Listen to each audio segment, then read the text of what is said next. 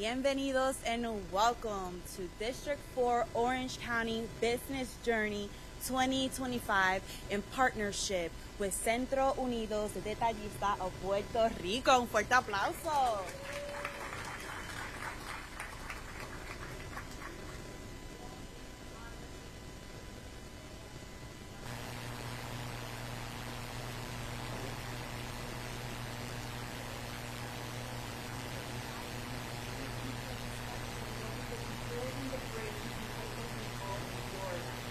Here in Orange County, we're very thankful for our sponsors as well. Gracias to our Florida Blue, JCQ Services, and Jorge Cruz from Marketing Innovation Group for being here today.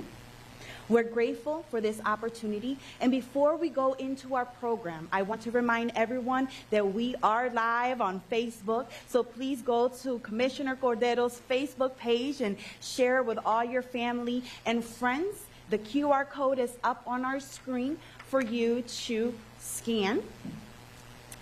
And as we continue to be en vivo y a todo color throughout the entire day, I want to take this moment to also welcome and acknowledge some of our elected officials and leadership that are currently in the room. Our beautiful commissioner who is hosting us today from District 4, our Commissioner Maribel Gomez Cordero. We have special guests in the room representing the City of Orlando, District 1 Commissioner Jim Gray.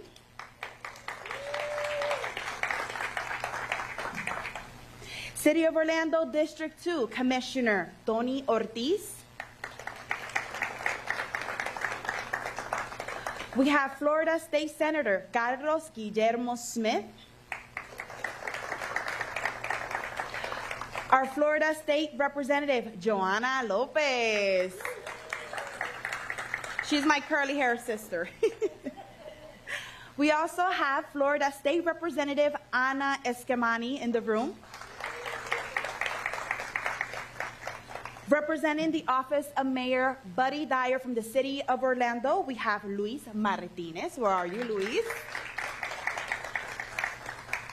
And I'm uncertain if maybe Dr. Jeff Williamson is in the room, and if you are, let's give him a big round of applause representing the mayor's office, Jerry L. Deming.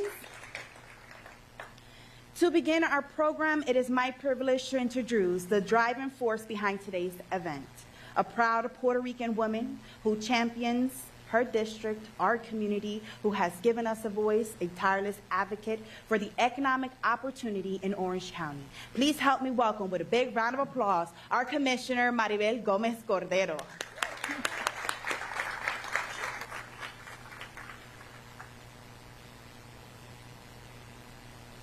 Thank you, Jesse. It's an honor for me to be here and for me to have all of you here today. Thank you. And also my colleague, Jim Gray, Commissioner Jim Gray, here with me today. So thank you so much for being here. This has been a journey, a big journey. Is what I love to do. And you all know that I'm very pro small business. And when I got together with Centro Unidos de Detallistas de Puerto Rico, which is the biggest chamber of commerce in Puerto Rico with more than 5,000 members. Right, Doctor? So it has been a pleasure. We have been helping connect.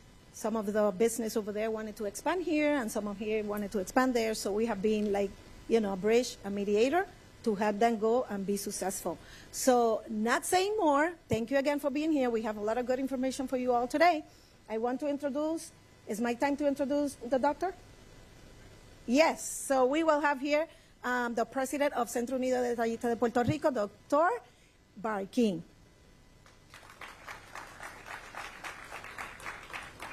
Barkin Torres III. Sorry. Thank you, Doctor, for being here. Thank you. Good morning. Good morning to all. I could do it in English, in Spanish, French, or Hebrew. But you tell me. Shall I continue in English? Okay, good. Centro Unidos de Detallistas is the largest and oldest chamber of commerce, is the mother of all chambers, and also a proud member of Puerto Rico USA Chamber of Commerce. which we have two of our board members here today, three with me. And it is the founder of the Inter-American Chamber, which foments the commerce in the Americas. And we're very proud to have this second event here with Commissioner Cordero and the Orange County Commission. And we feel proud of being a single, un solo pueblo, regardless of Puerto Ricans, be it in the island or here in the mainland, specifically in Central Orlando. In the case of Centro Unido Detallistas, which many people get confused with detallistas, it's just Centro Unido de Empresarios, is the entrepreneurs of Puerto Rico, and it's not only the oldest and the largest, but it's also the founder of most organizations in Puerto Rico since Sociedad de Amigos del País in the 1800s. We want to emphasize the importance of having a bridge between the Puerto Ricans living here, the Floridians living, of course, in Central Orlando, and those Puerto Ricans living in the island. It is through the common interest of commerce and capitalism that we can embrace our future, and in one way or another, develop further the island, but most importantly, contribute to the economy of this grand state, which has also made us part of their cultural fabric here in Central Orlando and elsewhere, as we see in Southeast Florida.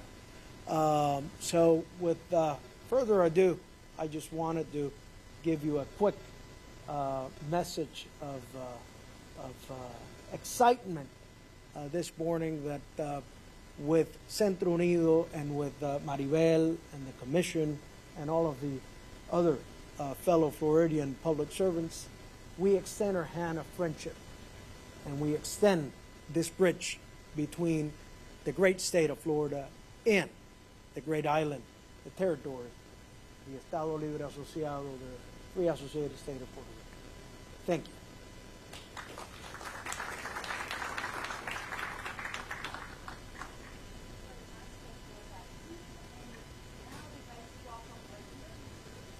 Deeply invested in strengthening the health equity and opportunity in our region. Please join me in welcoming Mr. Tony Jenkins, Marketing President for Florida Blue Central Florida. Thank you.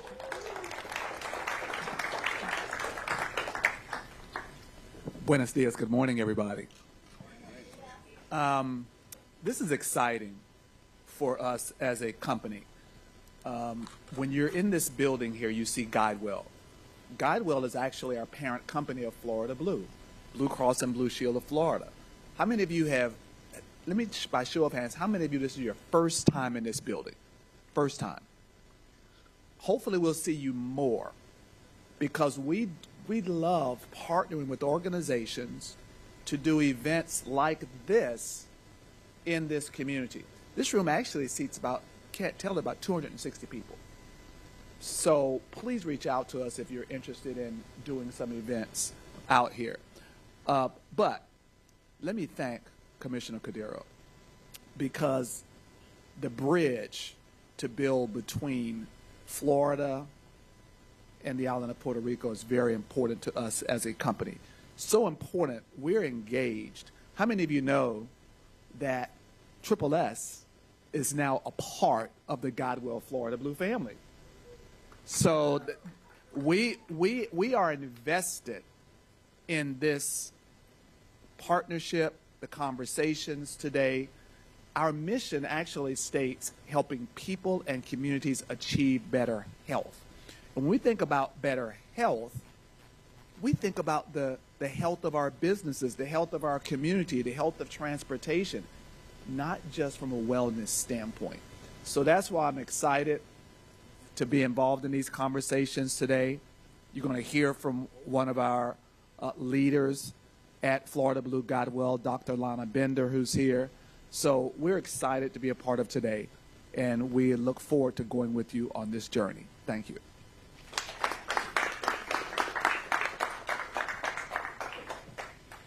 Thank you very much, Mr. Jenkins. And now I would like to introduce the Director of Multicultural Affairs of the City of Orlando, one of our leaders here, Luis Martinez.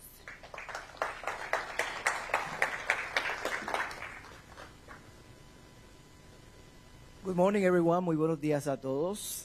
I'm probably working for Orlando Mayor Buddy Dyer as his director of the Office of Multicultural Affairs, an office that has been created by him in 2012 to create strong communication bonds with our diverse communities here in Orlando.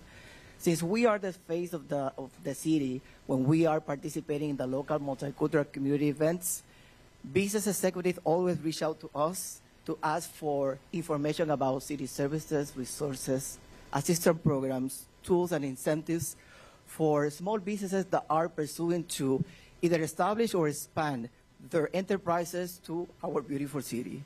So we provide an initial orientation in multiple languages and connect them with city resources, particularly to the city's Department of Economic Development. In our departments, in City Hall, we have employees who speak Spanish and multiple languages. So language will not be any barrier or obstacle for Puerto Rican, Hispanic, or multicultural business owners that are pursuing to establish or expand their businesses to the city beautiful. I would like to take this moment to once again acknowledge the presence of District 1 City Commissioner Jim Gray. Thank you for coming. Bienvenido. And also on behalf of Orlando Mayor Buddy Dyer, who was not able to join us at today's event due to a previously scheduled commitment, to officially welcome Dr. Ramón Barquín, President of Centro Unido de Estadistas de Puerto Rico. Es un placer contar con su presencia. Gracias por unirse a la comisionada Maribel Gómez Cordero y a nuestros gobiernos municipales para establecer estos puentes solidarios y fuertes entre Puerto Rico y la región de la Florida Central. Espero que disfruten este evento. Tenemos brochures, tenemos volantes, folletos en inglés y en español a la entrada del salón sobre Business Assistance Programs, incentivos, recursos que necesiten para establecer su negocio en Orlando. Que disfruten el evento. Thank you very much and have a great day. Muchas gracias, Luis, for sharing those kind words with us. And before we go into our next panel session, I want us to do a little morning exercise, okay? And we know that here in Orange County, we mean business, right, Commissioner? And we mean business not only in Puerto Rico, also here. So I need you to look at the person next to you and let them know that you're here for business, okay? So when you look at them, be like, I mean business. On the count of three, ready? Okay, pero le tienen que poner sazón un poquito, okay? 1, 2 y 3. I mean business. Pero eso estaba flojo. Pero somos Latinos, so I thought we were Hispanics. A lot of people here in the room. So let's do it again, okay? Pero esta vez con sazón, with that hum. You got dressed up, you're here, you look good, you smell good. Let's take advantage of this moment. The count of 3, I mean business, okay? There you go. Give yourselves a round of applause. Navigating government resources for business growth. That is our next panel discussion. Our first panel explores how government tools like permitting, procurement, and interagency collaboration can help businesses grow and expand across regions. These resources often make the difference between an idea and a thriving business. Leading this discussion as our moderator is our Commissioner Maribel Gomez Cordero, alongside our special guest, Zuli Mijan, our Assistant Manager for the Procurement Division in Orange County Government, and we also have Brian Salamanca, our Planner 1 for Orange County Zoning Division. Let's welcome our guests with a big round of applause.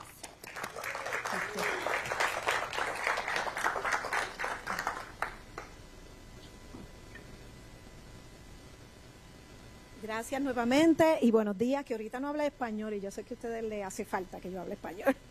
Anyway, thank you for everyone being here again and the elected officials, Johanna, Ana Escamani over here. I know Carlos was coming around, and then Jim, Tony. So thank you for being here. And Mr. Jenkins, he's not here now, but you know, Florida Blue, thank you, and all the sponsors, JCQ, Don Julio, Henry Cordero out there. Who doesn't know Henry Cordero? Okay, I know him very well, so he's out there. Thank you, Henry. And thank you, everyone, for being here, and all the panelists and all the people, important people here that are making this a success event. Beside that, also, I want to recognize, because I know he's here, and I just want you to know, el licenciado Carlos J. Rivera Santiago, él era el secretario del Trabajo en Puerto Rico. ¿Se puede levantar? Licenciado, gracias por estar aquí. Y con él tiene un licenciado al lado también. Gracias por venir y estar con nosotros aquí. Y yo sé que el doctor Barkin después hablará un poquito más de él.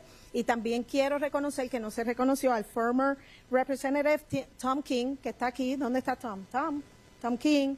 Where's him? Where? Oh, thank you for being here. Él era representante también. So thank you. Okay, so we will go to the panelists. Yeah, thank you for being here. These are experts in the county. And I have some questions, and this is the rules that they gave me. We will have the clock right there. We have time, so we will not spend, 30 minutes here. We will be a few minutes, right? That's what it is. So we're going to go straight to the point. The other thing that I want to say is that at 1 o'clock, when we finish the whole event, you will have lunch out there, Puerto Rican food, okay? So you will be served in the cafeteria next door, but it will be served at 1. We expect to leave at 1, okay? So thank you. Okay, so my first question, mi primera pregunta, y esta va para Zuli. Zuli, she is bilingual, but she knows more English than Spanish. But she knows our culture. She's amazing. She's very, into District 4.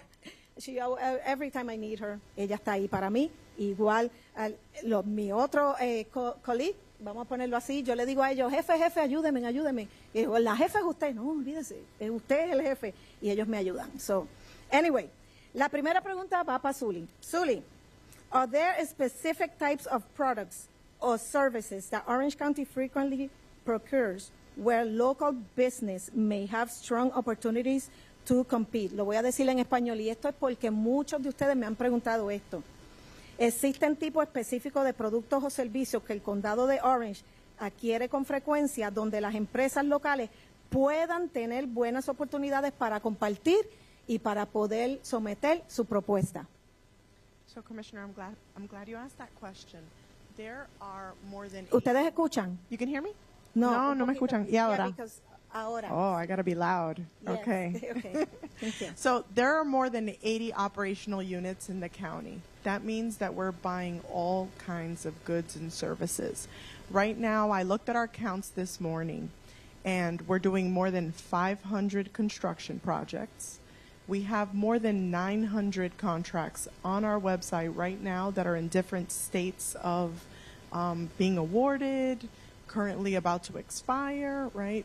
Services ranging from things that we do out in the community, street sweeping, landscaping, to sophisticated services like modeling and redistricting and consulting services, right? Anything under the sun. So I want to encourage you all, as you look at our website and see those contracting activities, think about everything the county does, from corrections services to animal services to having the second largest convention center, right? All of those facilities, all of those operations require services. So even things as simple as catering,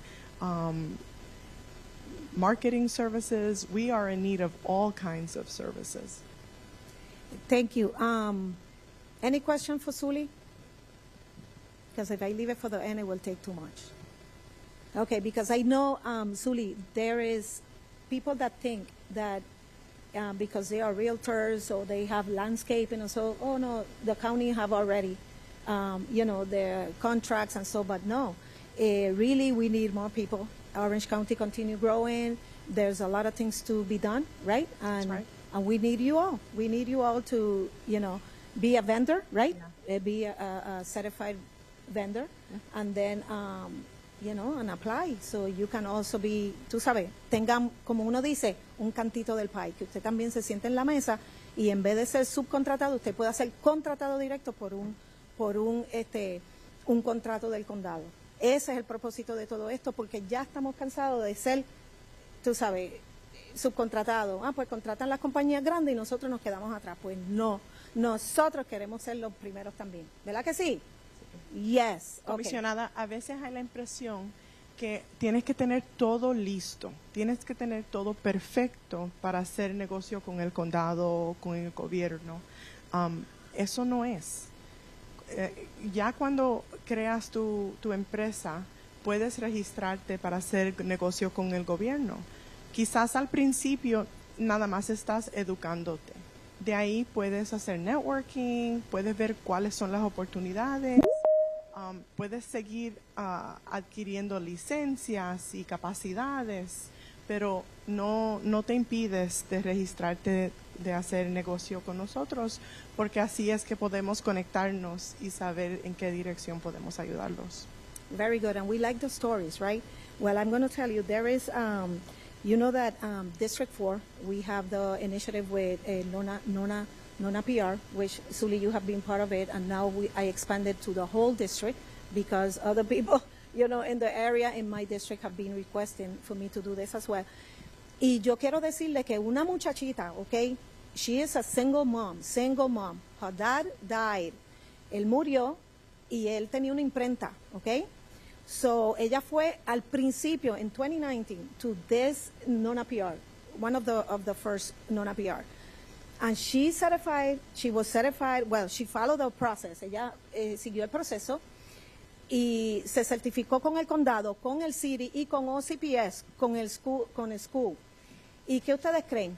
Que se siguió expandiendo, le han dado contratos, porque she was thinking, well, they have their own, you know, printing, you know, graphic printing and, you know, department. So, no. So she got some contract, and on top of that, she also is certified with Brevard County, con otro condado. So ella expandió sus recursos en su negocio, and now she have people.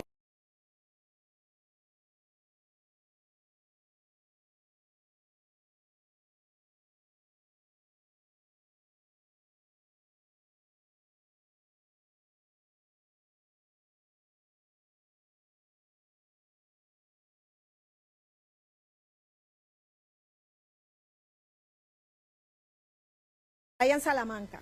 Y él es planner y trabaja en Planning y Environmental Department. Él es de los planos. Él sabe lo que hay. Lo llamamos a él, and he is there. So tengo una pregunta, Brian. What are the most common zoning challenges that new business owners face when moving into Orange County, and how can they avoid delays or setbacks? ¿Cuáles son los desafíos de zonificación más comunes que enfrentan los nuevos propietarios de negocios al establecer en el condado Orange, y cómo pueden evitar esos retrasos y esos contratiempos? Claro que sí, una buena pregunta. Sí, micrófono, please. Micro. Okay. Aló. Chévere. Sí, es una buena pregunta. Básicamente, primero para explicarles bien, ¿qué es zonificación? Zonificación básicamente son las regulaciones y las ordenanzas del condado que establece cómo se opera el condado al respecto de development, construcción y también de negocios. En esencia, hay muchos diferentes tipos de procesos que uno puede pasar por para establecer su negocio en este caso.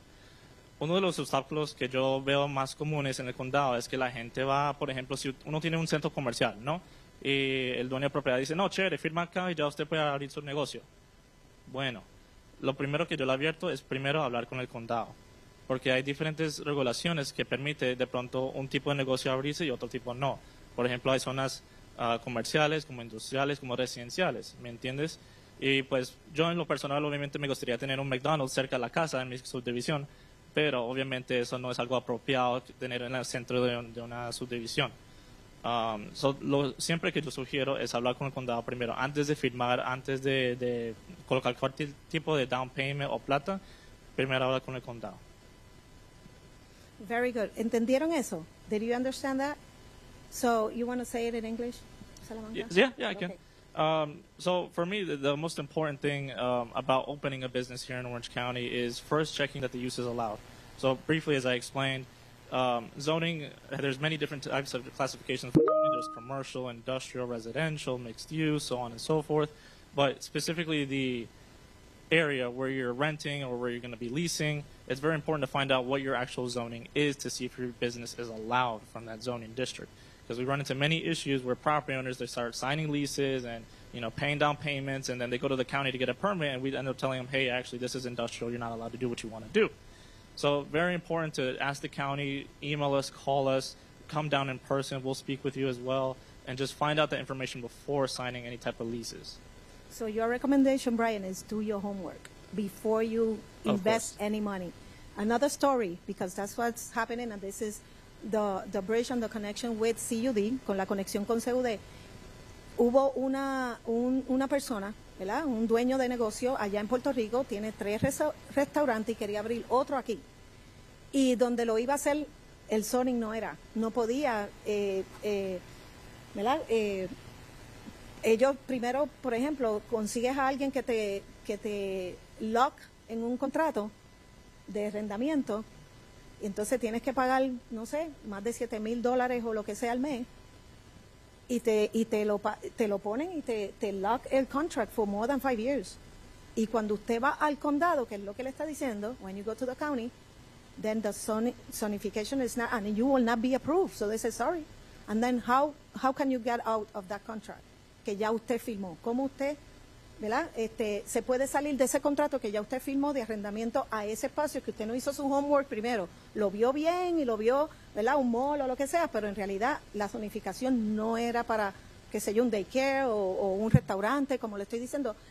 Y miren, esa conexión que tenemos con CUD libró a esta persona que tú sabes, actually, el contrato era de $15,000 mensuales de renta para un restaurante de pollo, ¿ok? Por 7 años.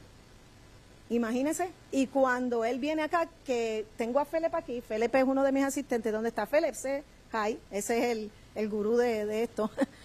Felipe le dijo, él no puede, dígale, comisionada, corriendo que él no puede, que no firme ahí porque esa zonificación no va a cambiar. Y también, Salamanca, ¿verdad? Que tenemos también el Vision 2050, ¿verdad? La visión 2050, que todo ha cambiado. So, tienen que chequear porque toda la zonificación, todo tiene, ¿verdad? Renombres y todo eso. So, ese es el giro que ha hecho Orange County también. So, eso es una parte de la historia. Bueno, pero para seguir y para terminar también, le voy a hacer una pregunta a los dos, ¿verdad? Y usted lo contesta como quiera, Zully primero o después Brian. Ok. ¿Puede compartir un consejo sencillo que ayude a los dueños de negocios locales a establecer su relación con el condado? Can you share one simple tip that can help local business owners build stronger connection with the county? Certainly. Like I mentioned before, start today, right? Go to our website. For the procurement division, we're using a system called OpenGov. It has all of our opportunities, all of our contracts listed on there. Opportunities like this, right? Come and see me. Let's have a conversation before I leave today. It is my pleasure to be here today. It would be my pleasure for the county to be your first client if you're just opening a business.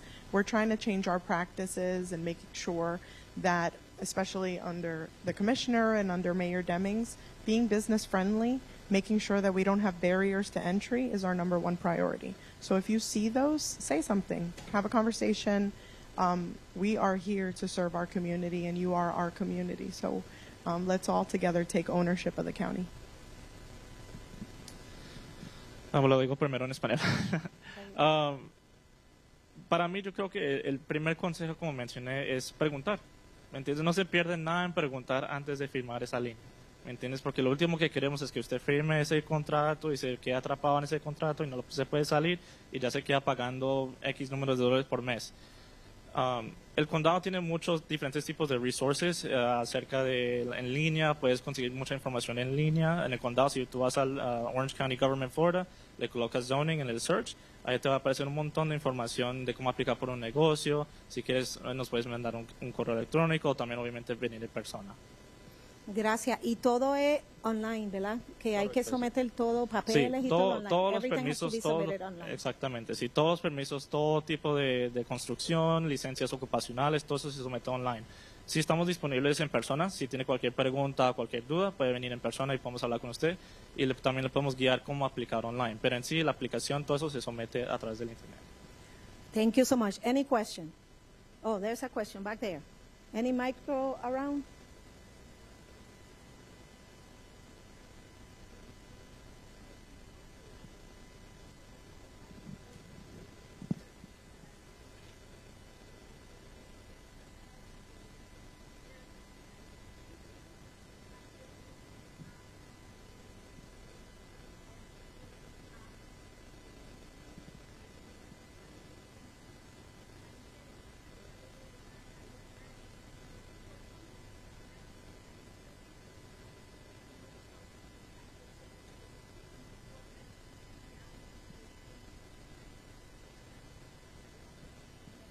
Yeah, I'm glad you asked that question. For those of you who couldn't hear, she offers services that are kind of mental health services. Am I hearing right? Like social services, an application, and she's wondering how to do business when your service might be niche, right? And the answer is, like I said, we have over 80 operational units, right? Some of those include family services, youth services, health services. In the county, we have programs that allow us to directly negotiate for certain levels of services that are lower dollar contracts, right, under $150,000. We can direct negotiate for services. Sometimes that could be a start, right? I don't know at what price point your services are, but also if there is something very unique to the market and it's not something that could be competed, it is also something that we could discuss, and there are a number of tests that we have to do to make sure that we do that legally. But there is no shortage of opportunity for you to at least get an audience to talk through what that is, because we are also focused on innovation, right? So we know that what's out in the market today, there's also new and emerging things in the market as well. So we're certainly open to that. Very good. And also I want to say that see one of my staff, because I will connect you with the grants and so that goes into that division of mental health, counseling and case management and all of that, which, still go through procurement, but is another division. So I will help you with that. And before I leave, I have to say, and I have to excuse before, he see these videos and he said, oh, you didn't mention it. I want to excuse my mayor, Jerry L. Demings. You know that last year he was here the whole event, but he couldn't come here today because we, as me too, we have our community commissioners convention, and he is part of several boards and committees that he's the chair. So he couldn't be here. He wanted to be here. He loved Puerto Rican events, but I want you to know that he sent his excuse, but he said hi to everyone. And I wanted also to say what I was going to say. I want to recognize all the presidents of chambers here. Can you stand? The presidents of chambers. I have here Jorge Figueroa, Puerto Rico Chamber. I have here. Oh, Pedro, es que no te veo, sorry. Tenemos Pedro aquí. De verdad, el de esto me vino. Ok, este es Pedro de Hispanic Chamber. Gracias, Pedro, por estar aquí. Jorge, por estar aquí. Al doctor Balquín de Centro Unido de Tallistas. Tengo allí a Prusa, a José Luis. Gracias por estar aquí. Tengo a María Triscari. ¿Dónde está María? María Triscari. María, I don't, oh, there is Candy. Candy is the Lake Nona Chamber, president of Chamber. And then María Triscari. Oh, look, there. Y Jackie de Japua, gracias por estar aquí. Y María Triscari es la presidenta de la Cámara de Comercio de iDrive, de aquí de International Drive. So gracias, thank you all of you for being here. I think we finished the panel. Thank you. I will give you a, applause to them, please. Thank you. And let's take a picture with the certificates that we have for you here. And then we're done. So then, Jesse, you can come to be presenting the other people. Yes. Right? All right. No hay donde. Vente, Zuli, que vamos a tirar una foto. ¿Qué?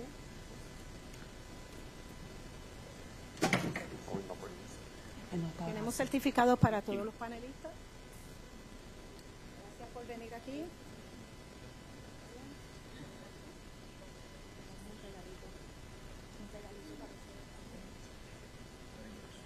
I need it here.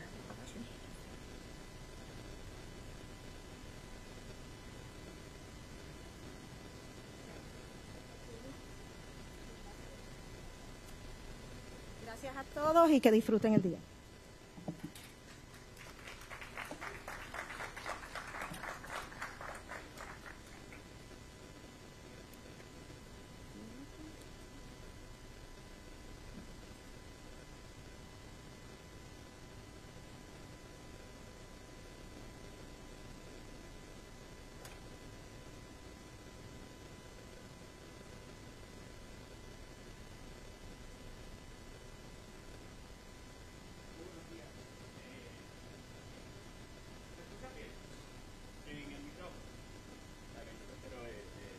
Hola, hola.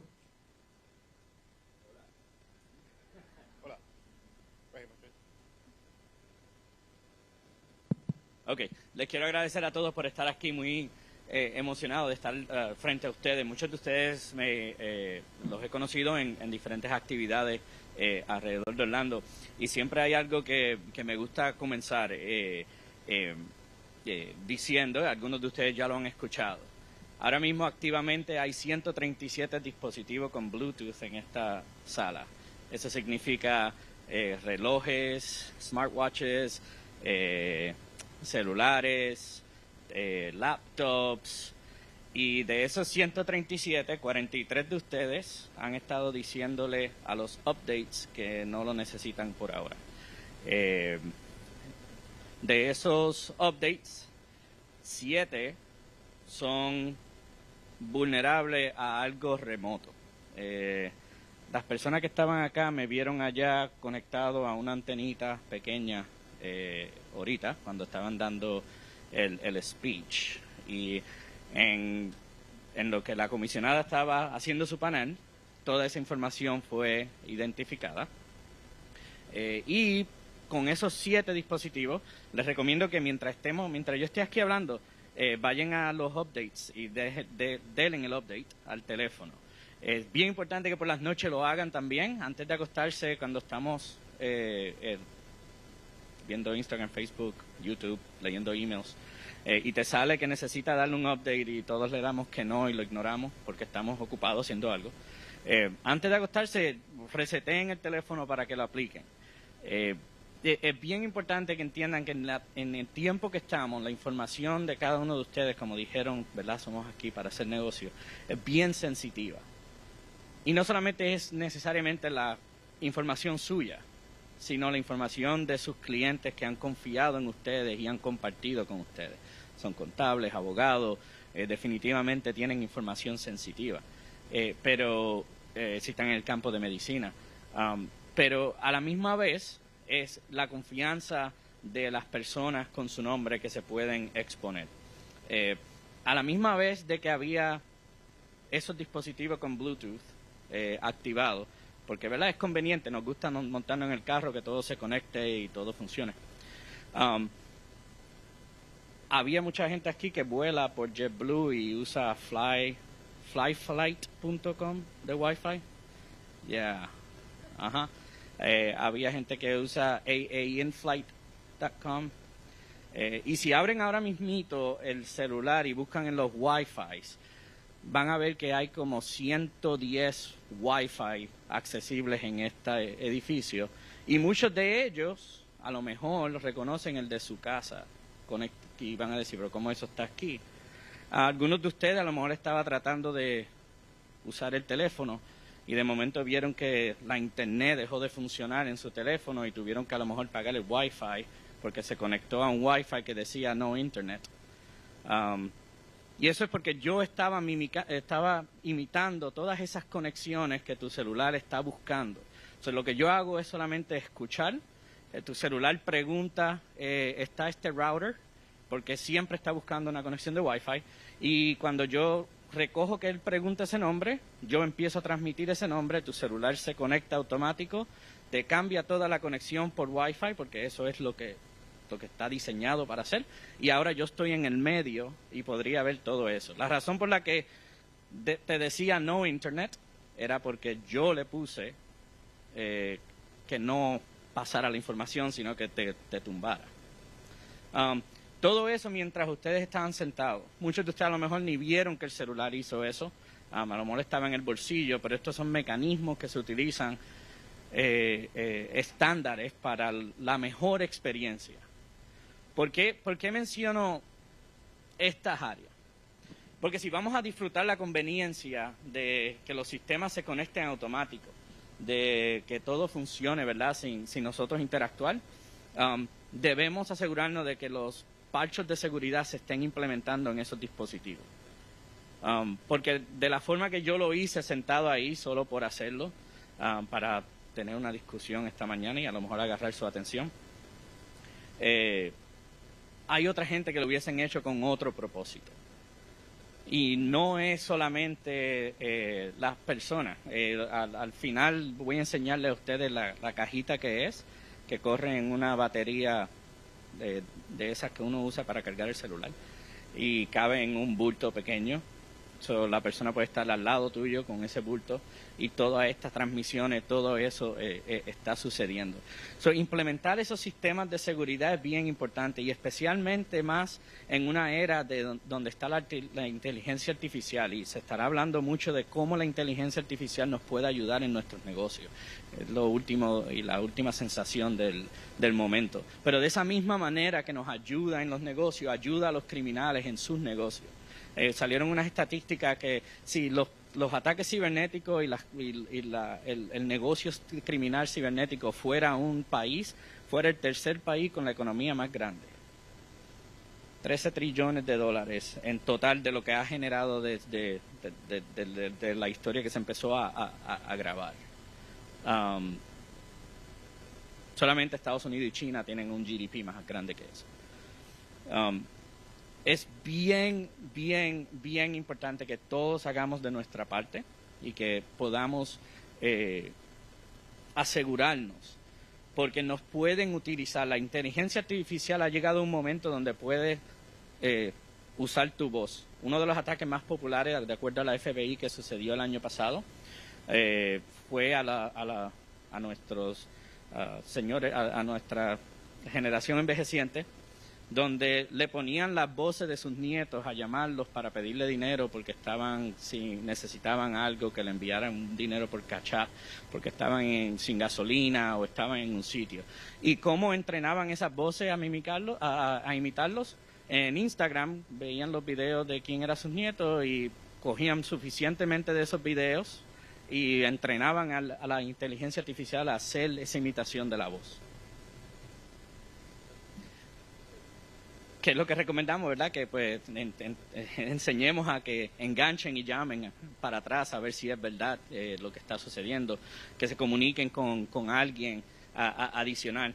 Pero la inteligencia artificial en sí va a avanzar y va a llegar a un punto donde los criminales no tienen que hacer mucho trabajo, por lo tanto pueden atacar a compañías pequeñas. Antes los enfoques grandes de las organizaciones criminales eran para las compañías grandes porque ganaban mucho dinero. Ahora la inteligencia artificial lo puede automatizar.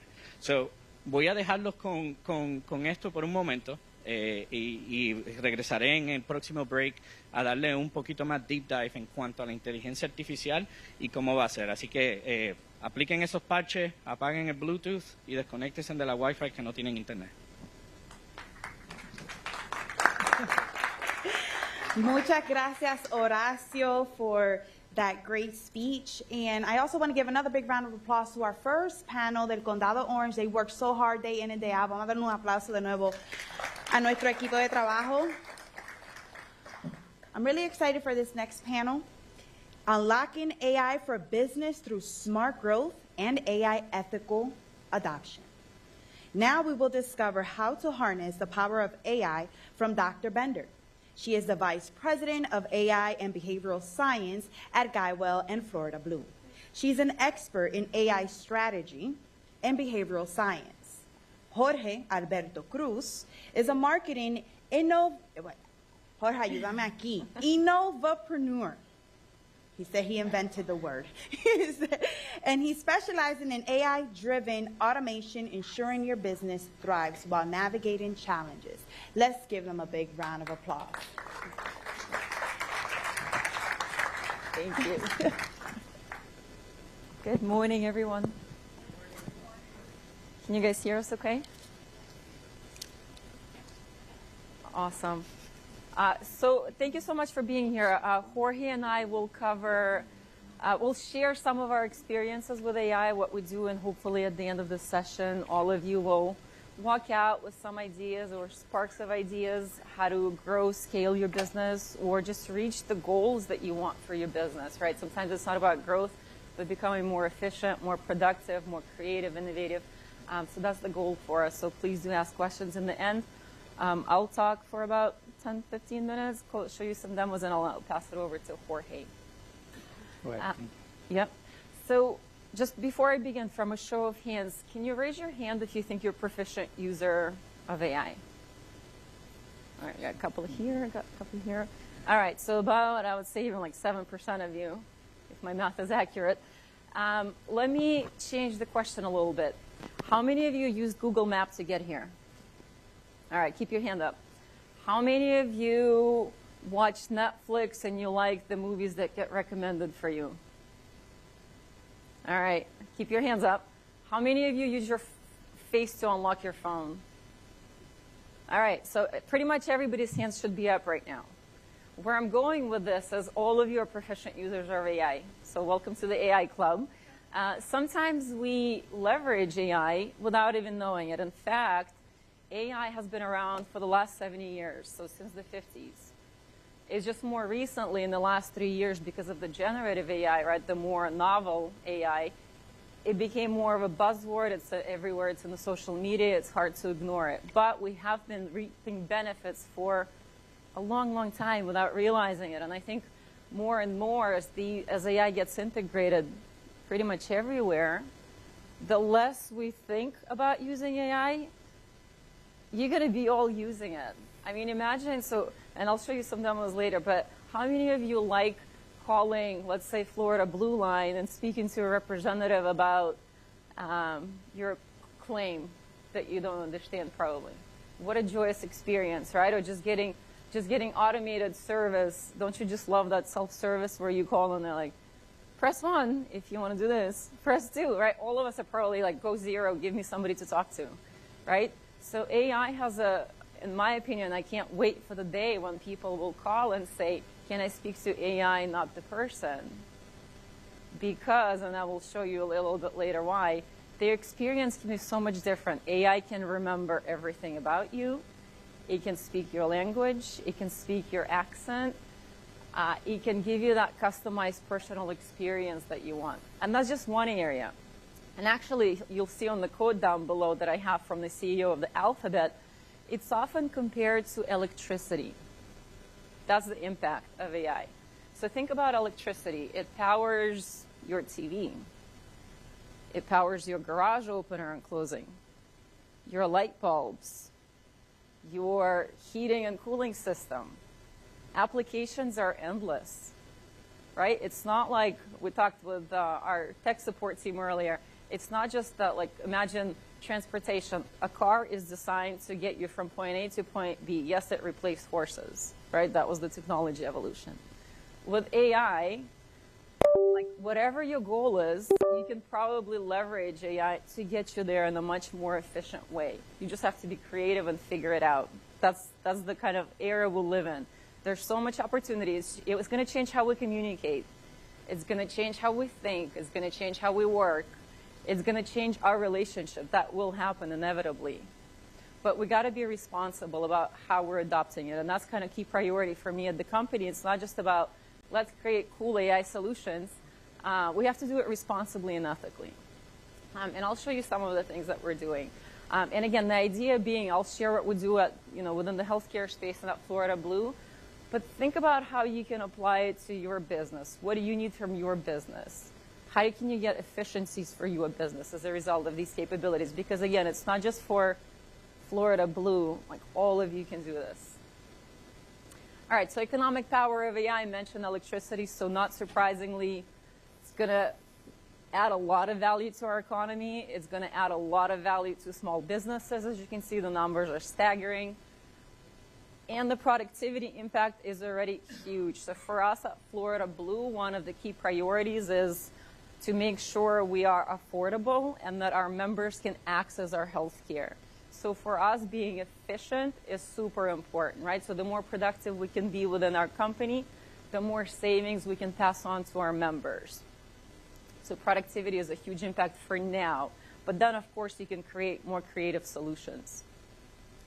And again, what is the impact for small businesses? You can streamline operations, you can improve customer satisfaction, drive growth, scalability. Opportunities are endless, really depending on your goal. So if we look at AI in healthcare just briefly, we've already seen a very positive impact. Think about drug discovery.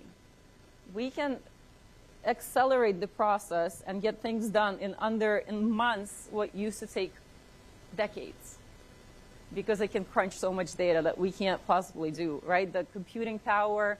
By the way, why do you think AI has become so prevalent? Why do you think we're able to do what we can do? What was the catalyst for that? All the digital data that has been created, right? So now we can look at many, many more patterns. And the computing power, right? So the GPUs you might hear about, right? The computing power now. There's a lot of quantum computing conversations. Those two are the catalyst, because now we have so much information to learn from, and we have such great computing capabilities that we can actually analyze it and do it and create all of this. So those were the catalysts, right? This was coming. This wave was coming. Medical imaging space. Think about the doctor shortage, right, in radiology. AI can analyze those scans, sometimes eliminating the human bias as well. There's been research indicating, and again, my background is behavioral economics, but we get exhausted, we get tired, we get cranky, there's only so much we can do. We're not a machine. With this tool, we can do so much more. So in medical imaging, again, that industry is expected to explode. And again, don't think that there's going to be a shortage of radiologists. The industry is growing as a whole, so it's not shrinking. There's going to be more radiologists and more support for them as well. Preventative care as well. Think about being able to predict what you might have in the future and try to tackle it early on versus them waiting for the condition to occur. We already do a lot of this actually at the company, so more kind of preventative screening. Let's see what the members' health looks like, what are they likely to have. Let's get them some sort of care program that will benefit them. Right, so again, much more personalized experience. I think my clicker is stuck. My clicker is not clicking.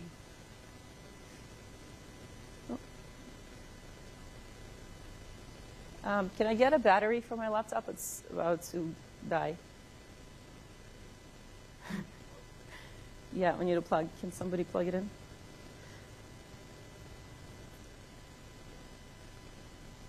Thank you. So what do we do at Guide? Well, I'm going to carry on, but if you can plug it in, that would be fantastic. Thank you. So at Guide, well, again, we try to think about it holistically. So what can we do for our members? What can we do for our providers? What can we do for our employees? And what kind of cool solutions can we come up with to truly change the healthcare industry? So in the member space, we have Sunny, what's our chatbot. It provides 24/7 service for our members. So if they need to get their, say, Florida Blue card, or if they have a question about their benefits, they can chat to this Sunny assistant. We also have something that's called prior authorization approval. Are you guys familiar with the prior auth approvals? Do you guys know how it works? If somebody's getting a treatment, basically, and you go to the doctor and you need to get a certain procedure done, let's say imaging or something, with radiology. Thank you, appreciate that. the doctor needs to submit an approval on your behalf to Florida Blue, and sometimes that can take weeks. We've automated that process, so now our members can get to the next care in their journey for 80% of the cases in under 90 seconds. So that's a huge win. I don't know if you saw it, a lot of news came out this week, led by actually Pat Garrity, our CEO, is that companies are all going to go into this direction, so accelerate prior authorization. So again, a lot of interesting stuff happening in the member space, in the provider space. I'll just click. Everything stopped working. In the provider space as well, we have solutions called DAX and ART. So what are they? It's basically, one solution is ambient listening. So imagine like it's listening to us now, it's transcribing everything for the doctor. So the doctor doesn't have to spend time sitting there writing. They can actually listen to the patient, right? To truly focus on what they were taught to do in school, help the patient versus doing a lot of admin. The other capability for our providers is it automatically does the first draft of the email. So then the provider can just glance it over, amend it as possible, and carry on. And then we also have employee assistance tool as well, because we always talk about members, providers, but what about employees, right? We want to benefit too. So I'll actually do a quick demo about the GuideWell chat capability that we created. And we also have additional solutions, more custom solutions, so more technical. So my team does a lot of kind of proof of concepts to see what's possible to do with this technology. And as you know, Florida Blue has a lot of data, right? So think about AI. It's almost like if you have a gold mine, which is data, AI is the tool that will get the sense out of the gold mine, right? It will actually get the gold, which is actually fantastic. So one of the solutions that I highlight here is we'll look at clinical notes. What's written in the clinical notes? And there's a lot of information about patients hidden in the clinical notes that we don't have on the record. So what we're able to do is actually extract some of that information. So say, you mentioned that you're diabetic. Florida Blue doesn't have any insights into that, but now from clinical notes, we can see that. So potentially, again, we can align care programs specific to the members' needs. So again, a huge win. So we're doing a lot of interesting stuff in that space. But let me show you some demos. I'm assuming all of you have played with tools like ChatGPT, right? Yeah? Okay, cool. Good. So we had to create our own solution for ChatGPT only because we are a highly regulated company, and we have a lot of sensitive data. So we actually created our own capability in-house, tools similar to ChatGPT, but it's specific for GuideWell. And again, I'll admit that I used that 3 years ago when I started my AI team. But basic things, I mean, all of you should be doing this. I'm an AI executive at GuideWell, looking to hire somebody who can do both traditional data analytics and build AI. Help me create a role description. All right, there's pretty much, oh, we're not sharing my screen. My screen's not shared.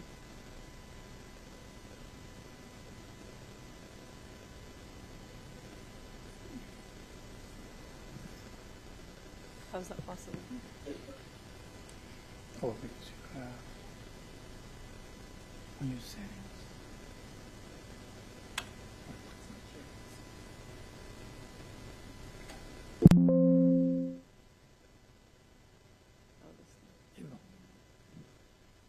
All right, so this is the view I was showing you guys. Sorry about that. But that's the prompt that I typed in there, right? So write me a role description. It gets it done. So imagine how long it would have taken me to write a job description. I don't know about you. It would have taken me forever. I would have had to research, do all the analysis. But everybody does this, right? And especially if you're a new business, new role, you don't have an HR department. There, done. Well, now you need to hire somebody, right? We talked about somebody earlier, an example of the story. Now they have employees. How do you interview them? What are you going to ask them? Well, again, for me, it would take me forever to, I like research, so that's why it takes me forever, because I need to research everything before I make a decision. Great, what kind of interview questions can I ask the candidate? Create 10 questions. So here's technical skills, you got experience type of skills. So then you can pick and choose what you want, or you can ask, you can say, hey,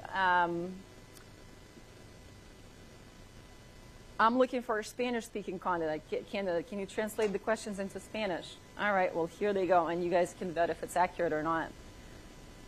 But again, there's so many opportunities. Then you can think about images, marketing, proposal, grant writing, video creation. All of that is already freely available to all of you to use, right? Again, like I said, we're highly regulated, so I cannot allow us to use those tools for our company. And right now we're at a point where our employees became used to these kind of general tools. Back in the day, they were like, oh, I don't want to use it. You're bringing Terminator to the company. You know, I'm like, I'm not bringing it. This is going to be, you're going to love it once you figure out how to use it. And now they want more, right? So we're at a point where, like, how do I give you more? Because we're so strictly controlled, I can't just plug in all the available tools that are available to you guys that you should be using. Here's actually another one of the cool toys that I've been playing with. I don't know if you have heard about Gemini, advanced voice capability. I mean, it's awesome. So I'm going to do a visual. So camera, I got camera turned on. So I'll say, hey, I'm presenting here on stage. Can you describe what I'm looking at in a bubbly voice? Okay, I see you're on stage at what looks like a corporate event for Orange Business. There's a small audience watching your presentation. Did you have any specific questions about the room that I can help with? Actually, a lot of the attendees in the room speak only Spanish. Can you say the same thing in Spanish, please? Claro. Veo que estás en el escenario en lo que parece un evento corporativo para Orange Business. Hay una pequeña audiencia viendo tu presentación. ¿Tienes alguna pregunta sobre la sala con la que te pueda ayudar? No, that was great. Thank you. So how are we thinking about integrating this sort of technology now? This is my next mission for the company. Again, there's tons of things we could be doing, but we try to really stay focused to meet our goals and objectives. So this is the future vision that I want to do with this voice.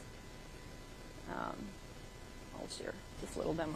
Hi, my mother just received a letter and we're confused about what we have to do and how much we need to pay. Hello, I can help you with that. Do you have the letter with you? Yes, I have it right here. Okay, you can click on the camera button to point it to the letter.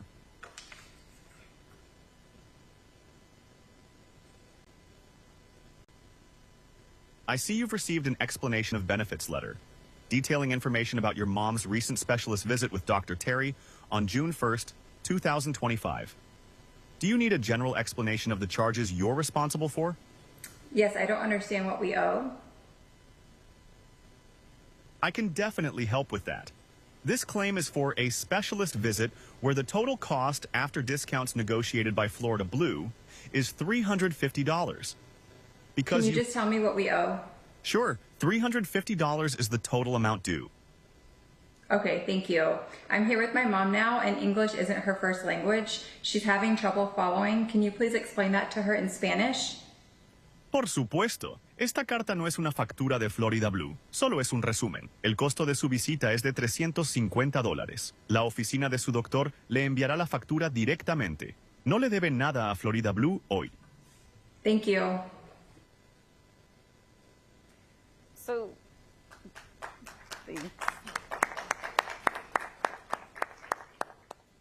and this is reality. I mean, this is already possible. And like I said, you guys need to go learn what tools are out there. That's my recommendation to all of you. There's so much that comes out. You don't have to build it. We have tech people building it. You just need to learn how to use them, what's applicable for you. So think big. Figure out what is your problem. What are you trying to solve for? Do you want to streamline your operations? Automate invoice processing, scheduling, documentation, summarization of stuff, right? You can put pages in there. It will create you brief summaries, right? Long documents. Tons of tools out there. Is it customer satisfaction, right? The tool that I just shared with you, that is already possible. It might not be customized to you. That might be a little bit more tweaking, but things are already doable. And I think there's going to be a really neat demo coming that will show you the experience. And like I started at the beginning, I personally can't wait until we start saying, can I speak to AI instead of a person?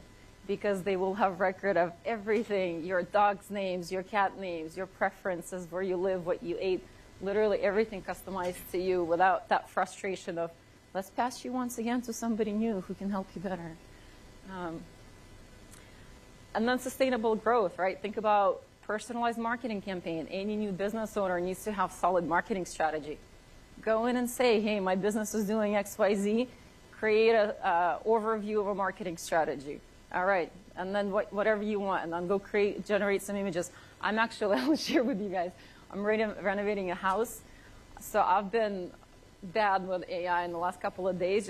You can take a snapshot of your room just using even ChatGPT, any basic tool, and say, okay, now I want these colors integrated that, and it will generate an image like perfect looking the way you want it. All you have to do is, and then you go into Google Image Drop, you can drop that picture in there, and it will tell you where to buy these things. Fantastic. And then we just need Amazon to deliver it to the house. I mean, that would take me like 6 months and a lot of money to pay somebody to do that. I can do it from my couch. So again, tons of stuff, a lot of great opportunities. And at this point, I will thank you, and I'll pass it over to Jorge to give you some more interesting and exciting demos. Thank you, Jorge. Thank you, Dr. Bender. Good morning, everybody. Okay, so we need to switch the slides now. Okay, amazing information, and I want to give a round of applause to Dr. Bender because she came from Jacksonville to present to us this morning, so thank you, Dr. Bender. Thank you very much. Thank you very much. Okay, so what nobody will tell you about artificial intelligence is that we are feeding an intelligence that doesn't sleep, doesn't get tired, and learns faster than any human every single day. Every time you interact with an AI system, you are contributing into his training. I'm sorry for my Spanish, please. Your searches, commands, conversations, and emails are teaching the robots to how to replace you. Okay, and this is a reality that we need to pay attention. It's beautiful, it's amazing, but we need to be careful because if we don't pay attention to what is happening, the AI will control us. And we need to be aware about this. And the consequences have already begun. 85% of jobs will be impacted by automation in the next 5 to 10 years based by Forbes studies. Okay? 8 out of 10 business owners lose sales opportunities by not responding on time.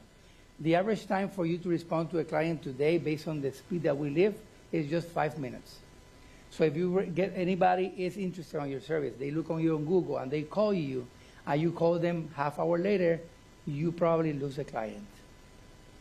Because it's simple today. I just look for the neighbor, the other competitor, and I will basically choose the next one to call. And if they serve me the right way, that's it. I just lost a client. So my question is to use, how do you think, who do you think is smarter? Artificial intelligence or the human being? What do you guys think? Okay. Who else? Okay. Let's see. Average human IQ, it's 100. That's the average from a human being. An estimated IQ of Albert Einstein was about 160 to 180. Okay? The estimated IQ for ChatGPT 4, which is still like a baby, is still learning, is 155.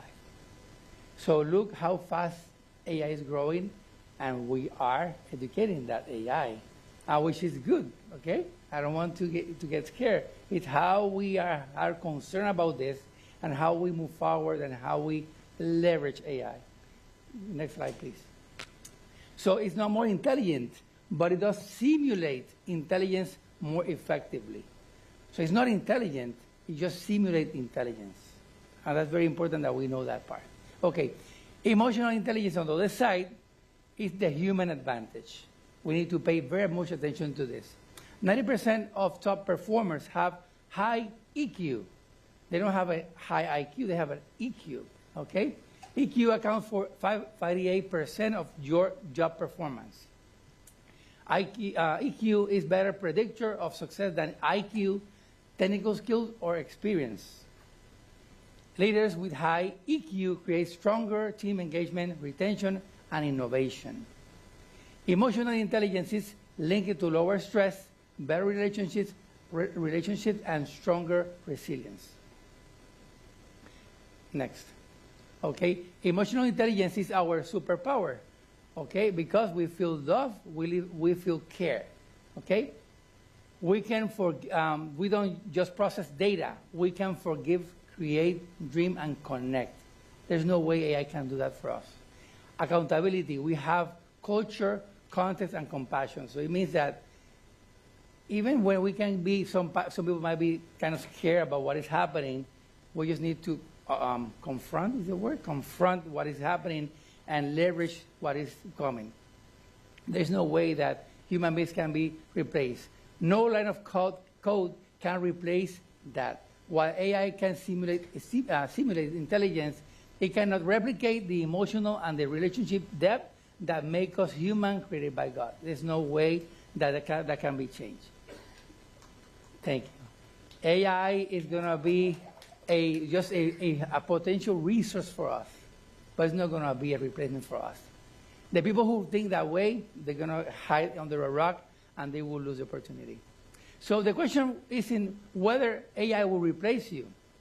The question really is, are you using it, or is it using it you? Okay, that's the question that we need to make ourselves.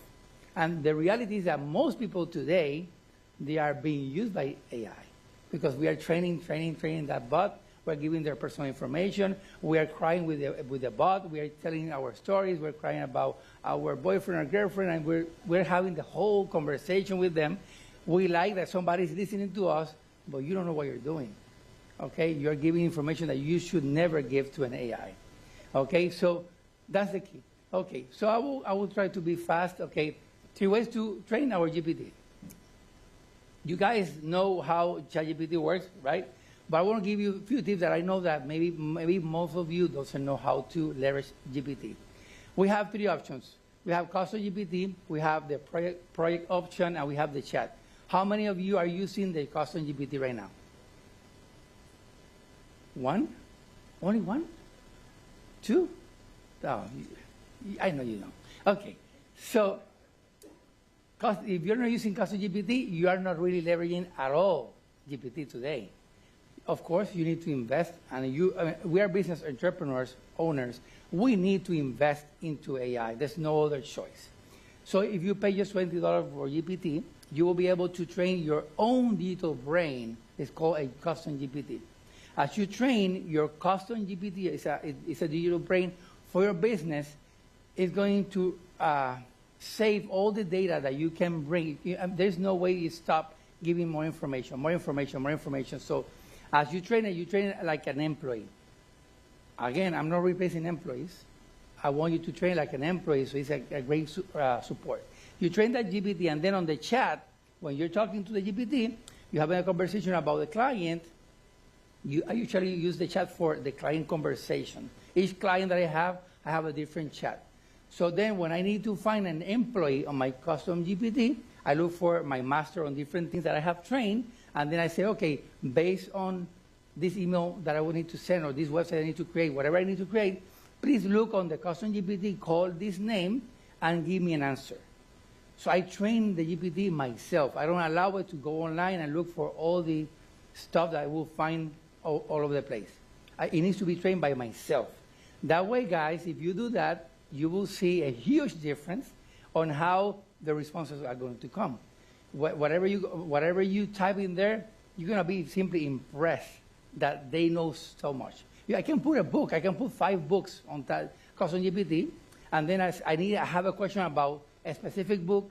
I say, in what chapter of this book I can find this information? I will tell me in what chapter it is. It's impressive. There's no way that human being can remember all that information.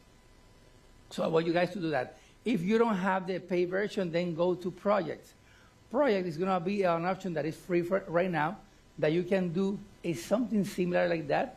You can train the project with some information, and that will help you to improve your conversation with the bot. Okay? Go to the next slide. I would love to give more, but the time is running. Okay, common objections. So the common objection most people say to me is like, this must be very expensive. How much? And then my question to you is, how much is your time worth? And how much is for you to lose a sale? Today, AI makes this so affordable to anybody. There's no excuse that anybody is not using this information. Does that will work on my industry? It will work on any industry today. As you can see, Dr. Bender told about healthcare, and I have read stuff about surgeons, how people will prefer a lot more an AI surgeon than a human surgeon. Simply because that surgeon, it's programmed to be perfect to do the job. So we need to understand that this is for everybody, for all of us. It works for all of us. Next, please. Okay, so basically now, I want to do a short demo real quick, so you guys can experience how this means. So let me call a friend that I just created for this event. For quality purposes. Greetings, entrepreneur. You have reached the Hispanic Chamber. I am Hope, your personal assistant. How can I help you today? Good morning, Hope. I would love to learn more about the Hispanic Chamber of Commerce. Can you give me a little bit more information about your services?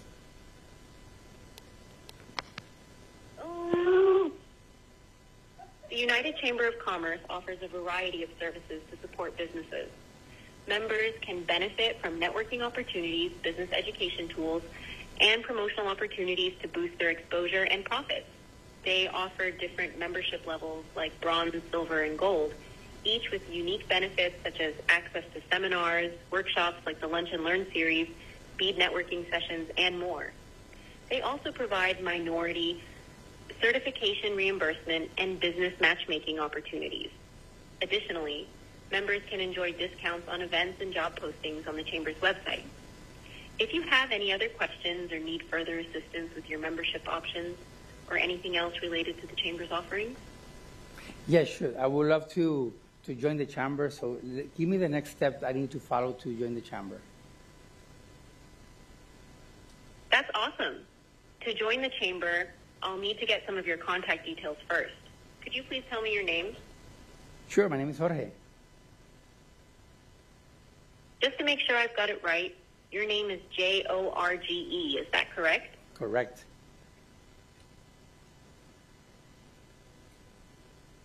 Great. Could you please provide your email address so we can contact you?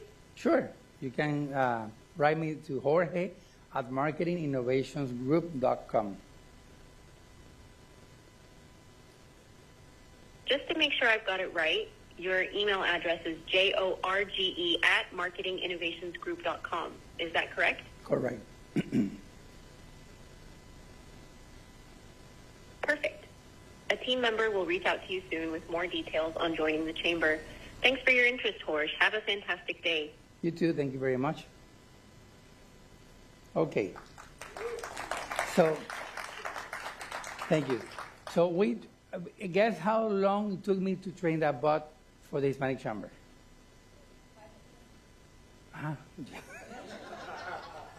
Not yet. More realistic, please. Okay, normally, like I would say, like a month ago, it would take me hours and sometimes weeks, so I can train the bot with all the details that I want. Today, I train it in about 1 hour. It took me 1 hour to train all what you just heard right now, and I just started just to get it started. Of course, Pedro is here. He gave me the great opportunity to be helping them on putting all this automation to the Chamber, and this microphone is not.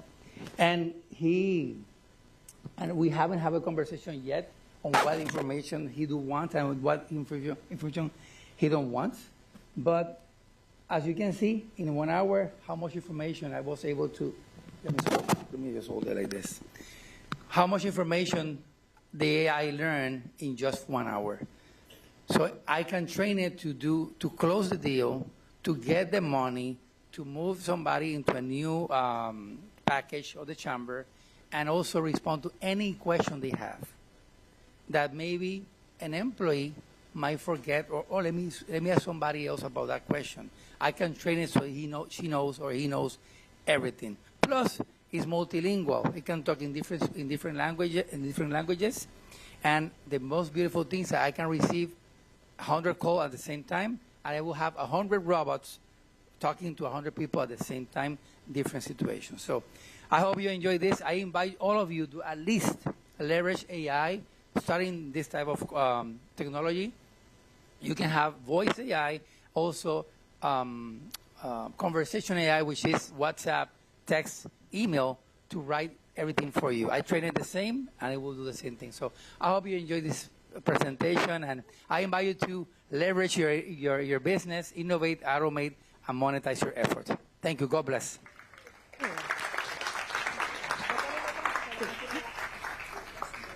Thank you. Yeah. Anybody some questions? I'm sorry. We have chance.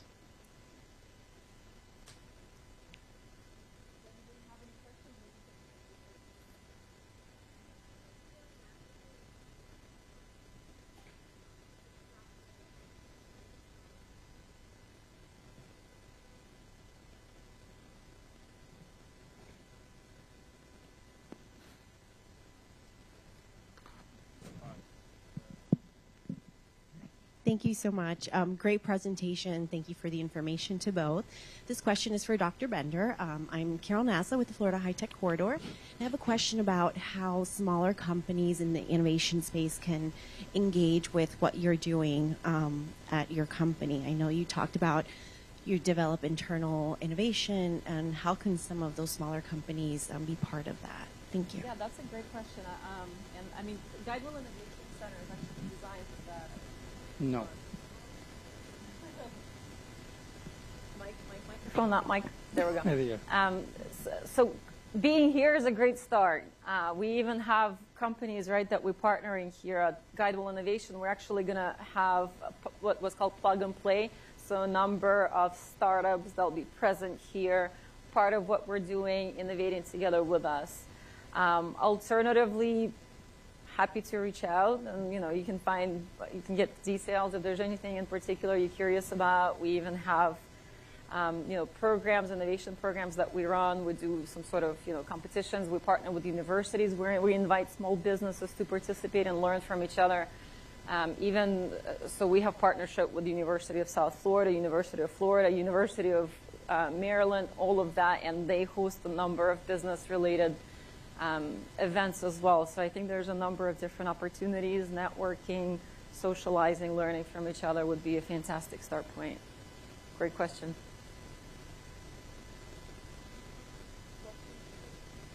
Can you turn on 5? Hi, good morning. Jasmine Rodriguez here with La Guia News and Florida Hispanic American Chamber of Commerce of Palm Beach County. My question is, can you talk more about ethics and AI in the news? Ethics and AI in what? In the news. Oh, in the news. I can tell you a little bit about Florida Blue.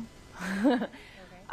For us, it's ethical and responsible AI adoption was a key priority from us from day one. So the first thing that we did is we made sure that we engaged all the right stakeholders at the company so that everybody understood what it is we're trying to achieve. And that includes cybersecurity team, risk team, legal, compliance, business owners, IT teams, because everybody, needs to be on the same page on what we're trying to achieve and how are we doing it. So I wanted everybody to be involved as we were building together, right? Because if we create a responsible AI framework, that's not going to allow us to innovate if we have a lot of policies that we have to follow. How can we get creative and innovate?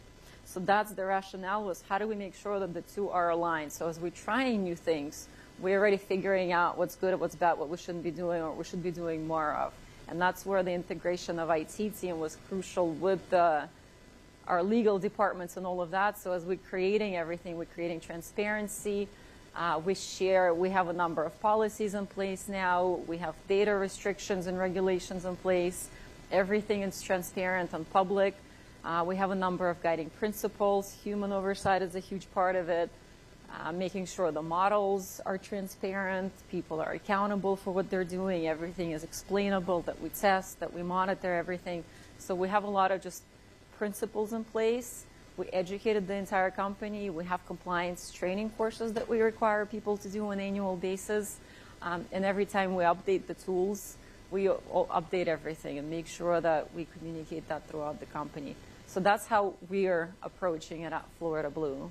In the news puts out, I mean, profit model of the news is to get attention. So sometimes I agree, sometimes I don't disagree what comes out. We can dive in. I don't know if you have anything else to add. All I can add is that the regulations that are coming every day are just pushing us to be more ethical. You know, even though you don't want to do it, you're going to be pushed to be do it. It's just something so new. It's so fast. How it's evolving that today you see a lot of people doing a lot of spamming and doing things wrong, but there is no way for. I mean, there is a lot of regulation coming up every single month that are pushing us to be ethical.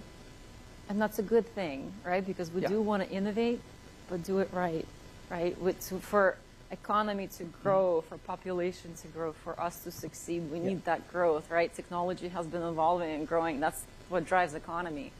So to sustain our economy, we need new technology, but it has to be done responsibly. I think we have one more question. Buenos días. I go another in Spanish. My English is not good looking. It's for you then. Esta pregunta es para Jorge. Jorge, yo sé que te especializas en negocios pequeños. ¿Cuál es el beneficio que pueden tener los negocios pequeños y cuál sería el costo que tendríamos que hacer? Gracias. Excelente pregunta. Bueno, yo entiendo que este es el mejor momento para cualquier negocio que esté empezando hoy. Es decir, tengo las mejores herramientas del mundo que nunca pude haber tenido, que nunca había alcance a ellas. Así que yo creo que más alcanzable en términos de dinero, más alcanzable en términos del tiempo que se toma hacerlo y de lo fácil que es hacerlo, no hay mejor momento que el de ahora. Una tecnología avanzada como la que yo les mostré a ustedes ahora comienza en $197. Eso es lo que comienza. Hace unos meses o hace unos años te podría costar miles de dólares entrenar, pagar por hacer todo esto. Hoy ella misma se autoentrena, hoy misma ella hace todo. Eso es mucho más fácil y realmente es un empleado que hace tantas tareas por ti que realmente no hay manera de tú pensarlo dos veces, la inversión que estás haciendo y cuánto beneficio trae esto a tu negocio. Gracias. Usualmente hoy todos los softwares son mensuales, todos los softwares, porque requieren de una updates, de unas actualizaciones, gracias. Actualizaciones que ocurren constantemente y para eso todos los software hoy día ya no son software que tú bajas una sola vez. Todo software que tú encuentres hoy va a tener mensualidad. Thank you.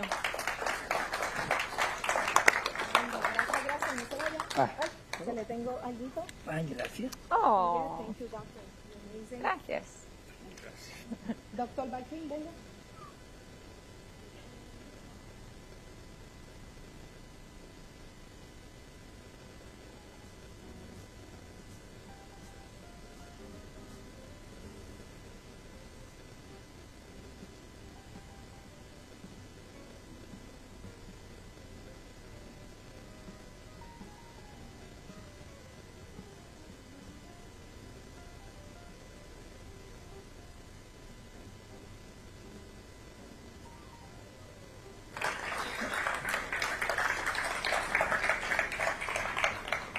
I had so much fun listening to esa charla. I learned so much. And I have to say, I did use AI to plan my trip to Thailand last April. So kudos to AI.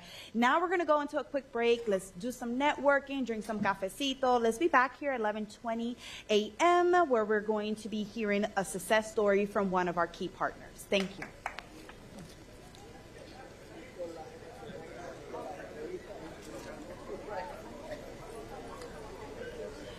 De nada.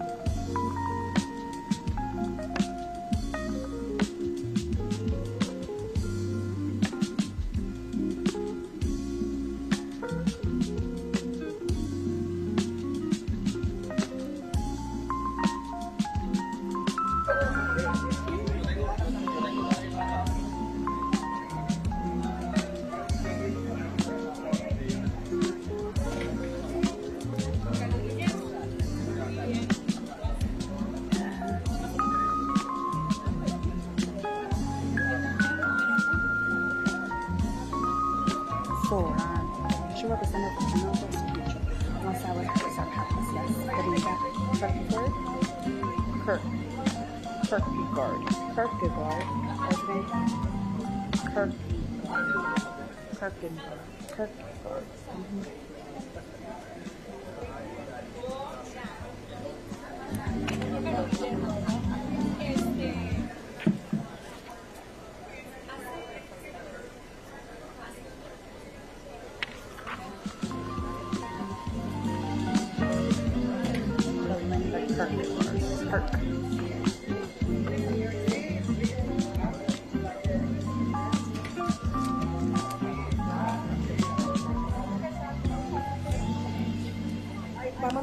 ¿Ya?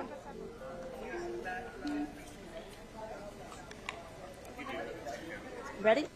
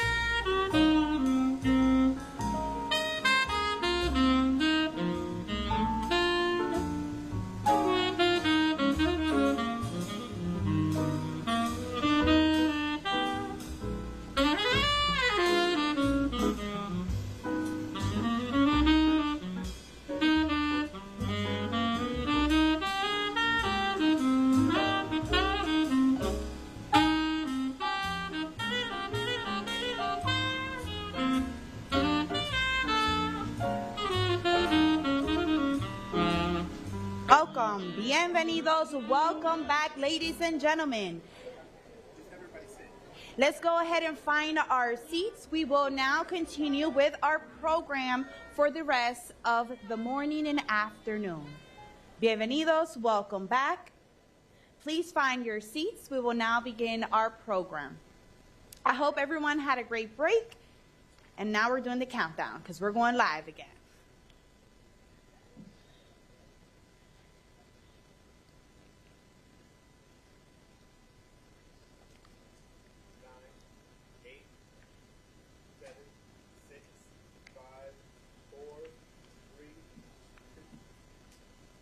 And welcome back to District 4 Orange County Business Journey 2025. Are you all having a great time?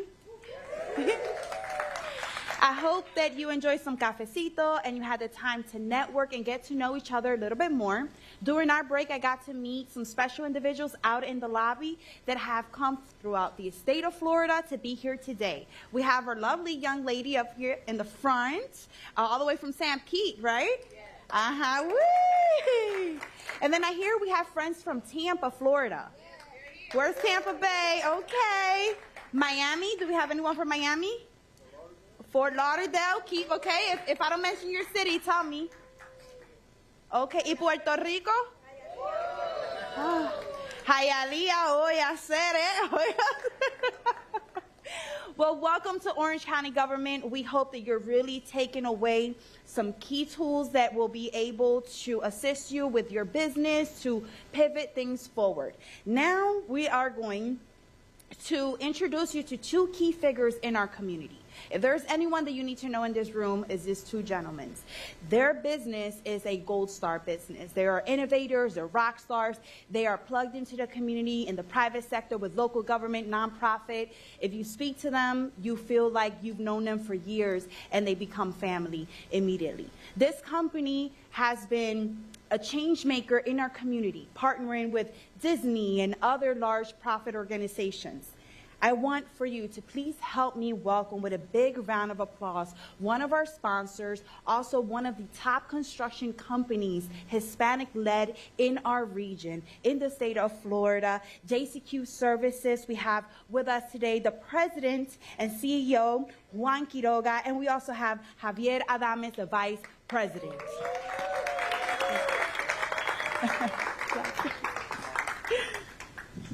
JCQ Services began as a small subcontracting business in 1997 in Orlando, Florida.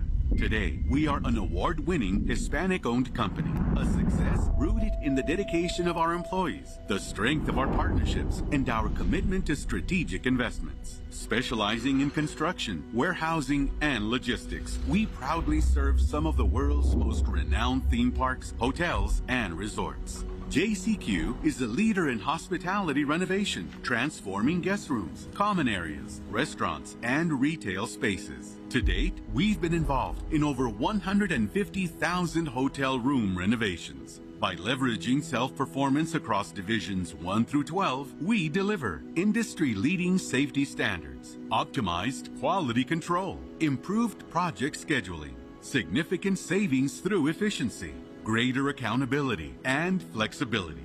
With over $150 million in bonding capacity, JCQ demonstrates financial strength and operational reliability. In 2024, JCQ undertook one of the industry's most innovative and challenging projects, building 365 cabins in 365 days at Fort Wilderness Resort and Campground.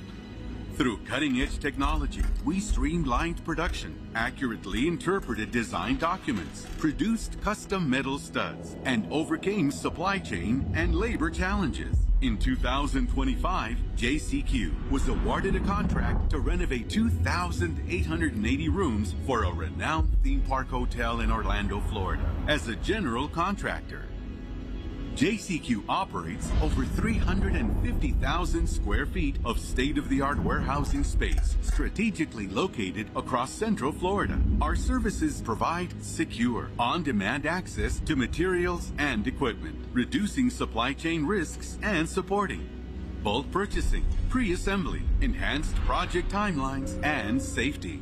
We also offer specialized services, including high-volume, accurate fulfillment, flexible short-term and long-term project-based storage, pick and pack services, and kitting operations. At JCQ, we store, optimize, streamline, and deliver. With a fleet of over 250 vehicles, JCQ ensures precise handling and timely delivery of specialized and oversized materials. Our logistics capabilities include domestic and international freight management, concierge logistics to manage purchase, assembly, storage, and installation. Seamless, tailored solutions to meet client needs. From construction innovations to warehousing and logistics excellence, JCQ is proud to be the trusted partner of some of the world's most iconic brands. Our team is committed to delivering exceptional value, creative solutions, and an unwavering passion for detail to support your company's success.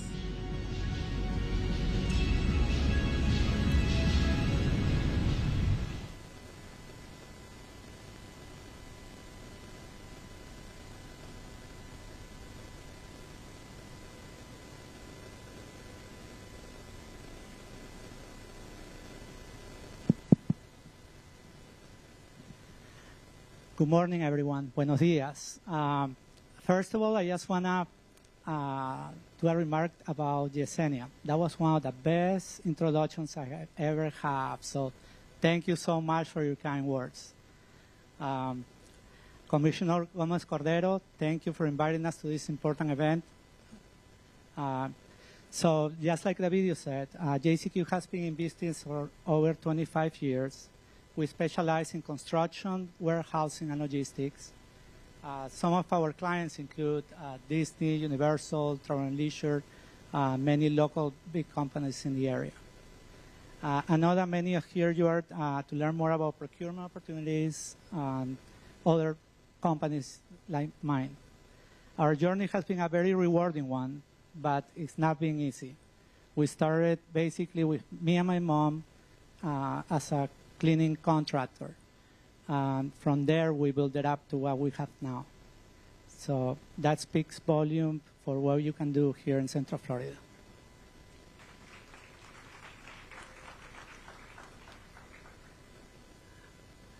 The first advice I will give to anyone looking to grow or expand their business is to find the right mentors and have a big vision. I think the big vision has done a lot for me because that will give me a purpose every morning to go out and work hard. Having experience to guide you through your entrepreneurial journey is essential. Thanks to my mentors, I was able to make smart investments early in my career. They also helped me to develop strategic partnerships, and I cannot stress enough how important that was for my growth. I want to recognize 3 organizations that have played a major role in the growth of the success of many companies here in Orlando, including JCQ. And they're here. The National Entrepreneur Center, represented today by Belinda Kierkegaard. The Spanish Chamber of Commerce, led by Pedro Turicina, and used to be led by Gabi Ortigoni. I'm also proud to serve on their board, and Prospera, led by Katia Medina. If you haven't connected with these organizations, I really encourage you to do it so. They will become part of your business foundation. They will help you avoid many mistakes and open doors to networks and opportunities that you may not have access on your own. I was fortunate enough to get to know them in 2020 when I joined the Spanish Chamber of Commerce. I knew very few people in the local business community outside of my industry, but the Chamber opened many doors for us. One of our fellow board members is Mike Round, CEO of Travel and Leisure, one of the few publicly traded companies based in Orlando. Through our work on the board, I was able to build a business relationship and a friendship relationship with him. Today, I'm honored to call Mike one of my best friends and mentors who have helped me grow my business and my leadership skills. So congratulations, all of you, for taking the time here today and about learning more about AI procurement, building the network. For JCQ, I think AI is a big role because one of our core values is innovation. And we have implemented innovation in every step of our process of business. So thank you again, Commissioner Cordero and her team for organizing this event. Thank you as well for the elected officials here today and for your continued support for the small business community. With me is our Vice President, Javier Adames. He will share some information about our business model. Thank you, Juan. Real quick, to be mindful with everybody's time, our company has been growing in Central Florida for 25 years, and the base of our growth has been always what we call a strategic partnership, public and private partnerships. So if any piece of advice for those that are looking for getting a relocation here and as an inspiration from us that has been succeed, is just keep going, keep engaged, not only with these amazing organizations that we have in Central Florida, but also with your county and with your commissioners, because they are here to support, to help, and Maribel is doing an amazing job, just like the other commissioners throughout Orange County. So invest in your company, invest in yourself, get access to talent that will open doors for you so you can actually have access to capital, access to projects. And we are more than happy to get with you, get to know you, and if you have any questions, we're here for you.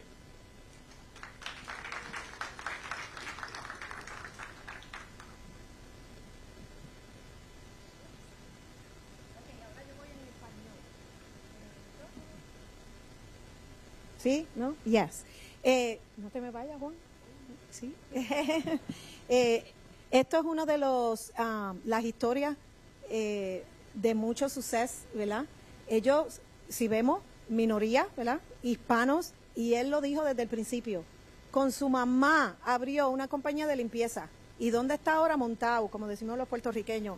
Está montado porque su network, no voy a decir cuánto es, pero anyway, él, quiero decirle que es amigo del pueblo, ellos, porque Javi, yo le digo Javi, pero ya somos amigos, y ustedes saben cómo yo me hice amigo de ellos y todo, en una misión que hizo el Hispanic Chamber para Puerto Rico. ¿Se acuerdan que fuimos para allá? Espectacular, eso, hicimos muchos amigos, más que nada, ¿verdad? Allá una conexión con diferentes obras y cosas allí el gobierno, pero fue más hacer amigos. Desde ahí no nos hemos separado, pero más que nada le dan para atrás a la comunidad. Yo le digo, mira, necesito esto para estos niños, ahí están ellos. Necesito los 3 Reyes Magos que yo hago todos los años. Ellos aportan una cantidad de dinero para que los nenes tengan juguetes, para que haya comida. O sea, ¿de qué estamos hablando? Eso es lo que es darle para atrás a la comunidad, donde uno, ¿verdad?, lo usa como intermediario para poderle darle a la comunidad cuando hay que darles comida, cuando lo que se necesite. Eso, gracias de verdad a ustedes, y ustedes de verdad que son, ¿verdad?, una historia a seguir, porque es como, ¿verdad?, uno viene de abajo y aquí el sueño americano se hizo. Pues Dios me los bendiga y les voy a reconocer con una plaquita.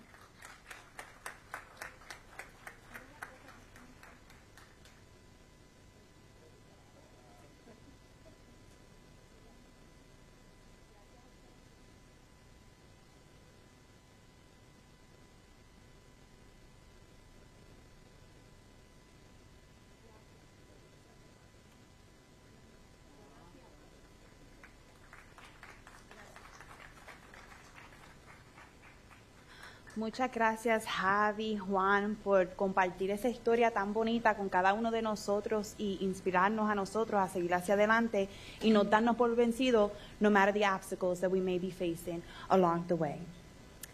Let's continue to fuel that energy for the rest of our afternoon.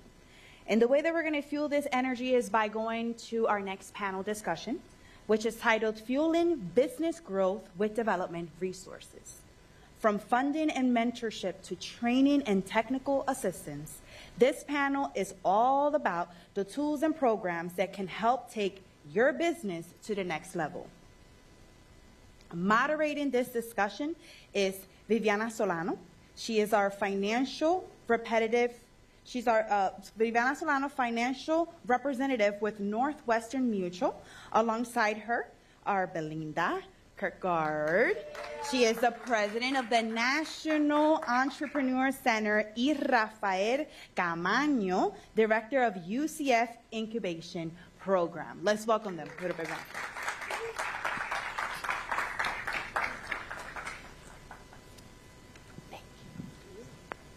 All right. Hello. I think I might have to lean down a little bit. I'll try to project. I will try to not be repetitive. My name is Viviana Solano. I'm a financial advisor with Northwestern Mutual. I want to thank Commissioner Maribel Cordero for inviting us all here today in this important event. And I'm excited to be here moderating this panel. I've met Belinda in the past. I've heard her speak. She's amazing. This is my first time meeting Rafael, but I'm really excited to ask him some questions. Todos hablamos español, inglés, así que las preguntas las voy a hacer en inglés, pero si tienen alguna, si quieren que traduzca, ya sea la pregunta o que los muchachos respondan en español, se puede hacer también. ¿Bien? Perfecto, chicos. Okay, bueno, para empezar, to begin, right, I want to ask both of you a couple of questions, and then I'll go individually, just more centered around each one of your organizations, right? So, first question, Belinda, if you could please tell us a little bit about, or highlight a few of the core services the National Entrepreneur Center offers entrepreneurs, like coaching, workshops, capital access. How do those directly translate into measurable business growth for entrepreneurs?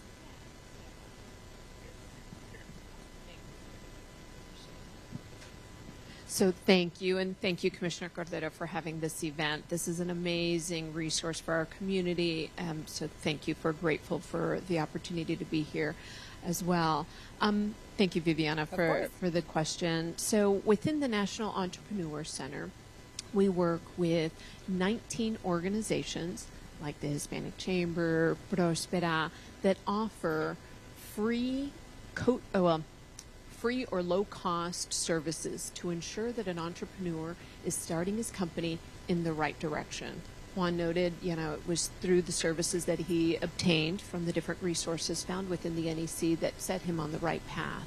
And that's what we do. So when we think of an entrepreneur, inevitably, and I'll use the example, you might make an amazing pizza and you feel it's time to start a restaurant. Well, who's going to be your clients? Where are you going to be located? What's the menu going to look like? Because pizza come in all shapes and sizes and ingredients.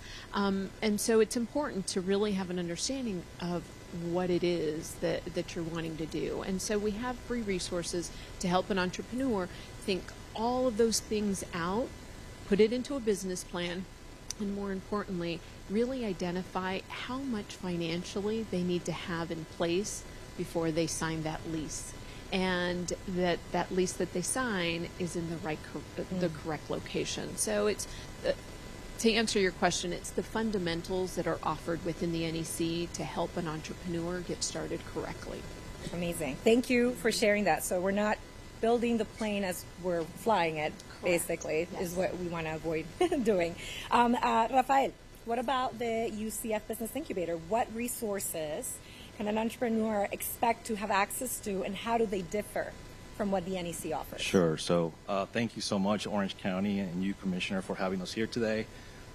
We actually are an investment of Orange County, so we've been doing this for 26 years. So I'm very proud of their investment into the UCF Business Incubation Program. So Belinda was just talking or speaking about this individual that went to her facility and wanted to open up a pizza restaurant or something of that nature, right?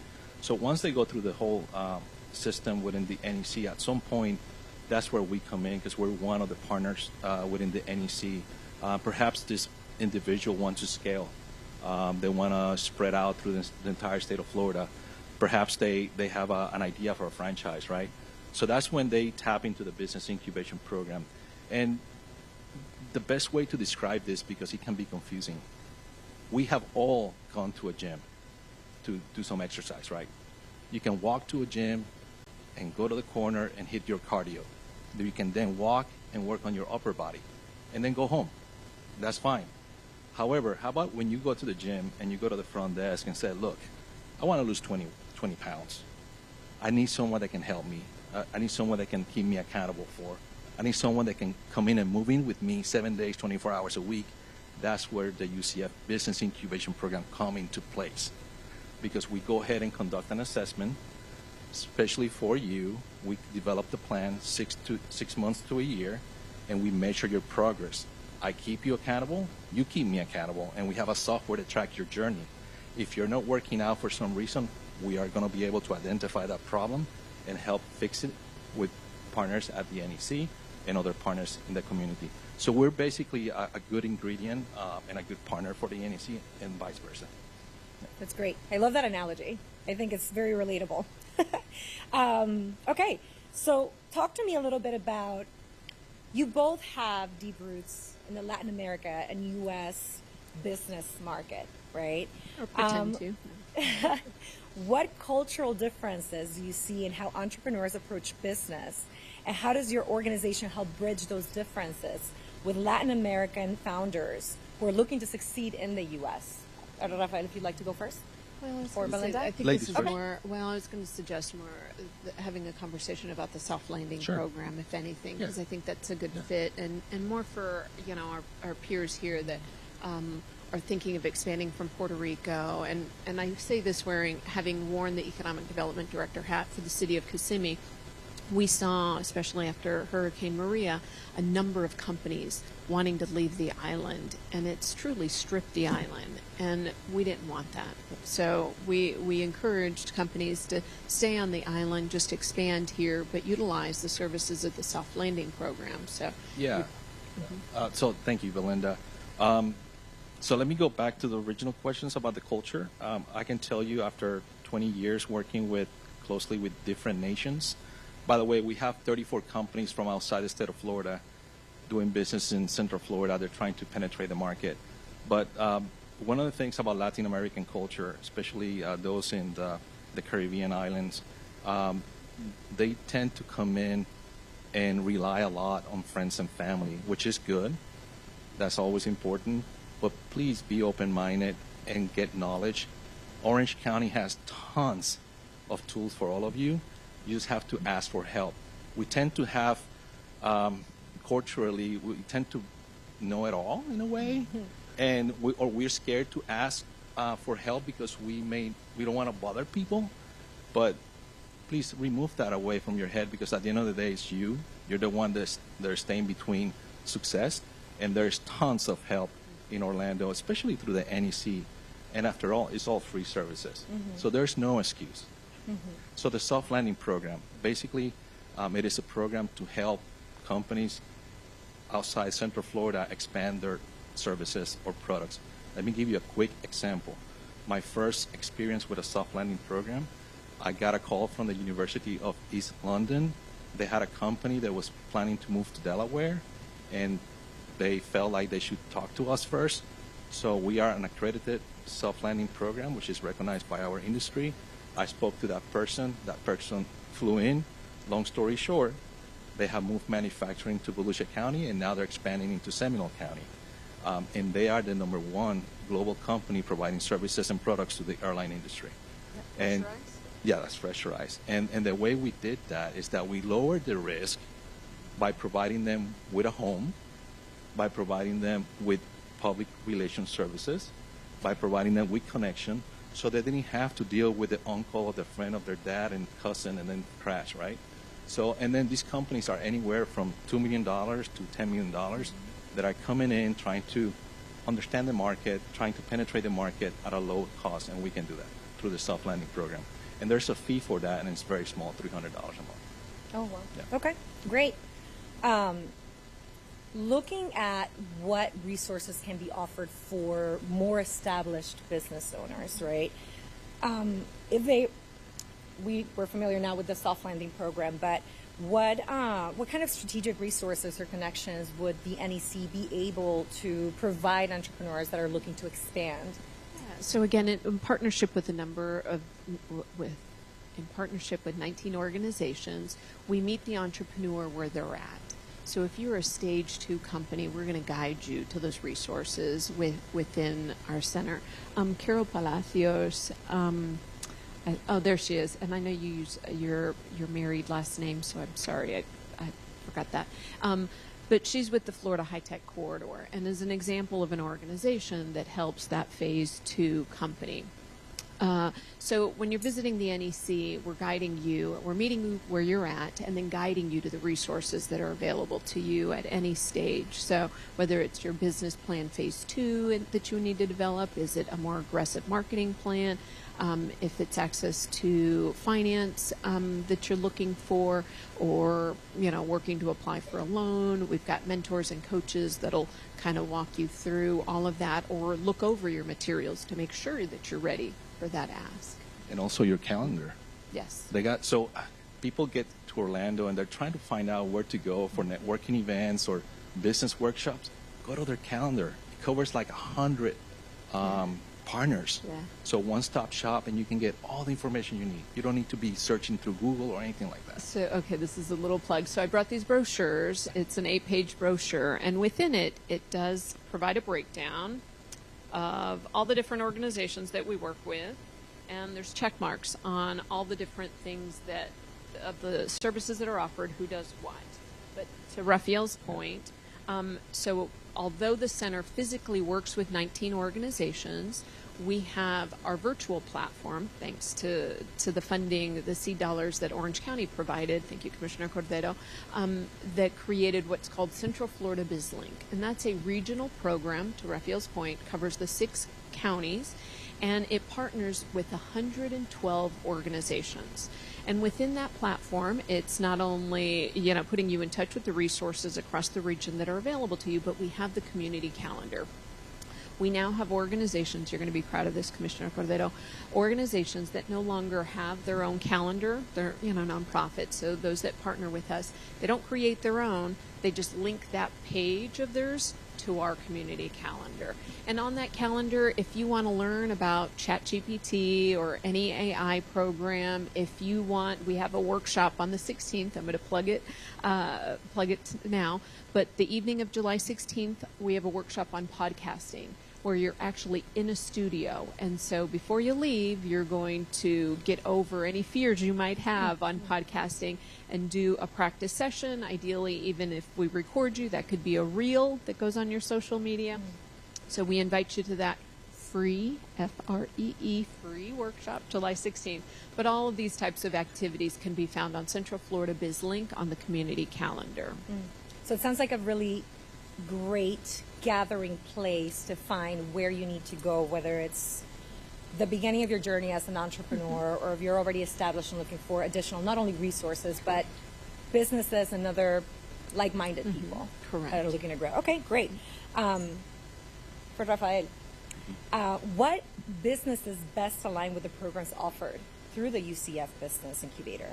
What are the most critical milestones that they can expect to achieve through the coaching and the shared community resources that you offer?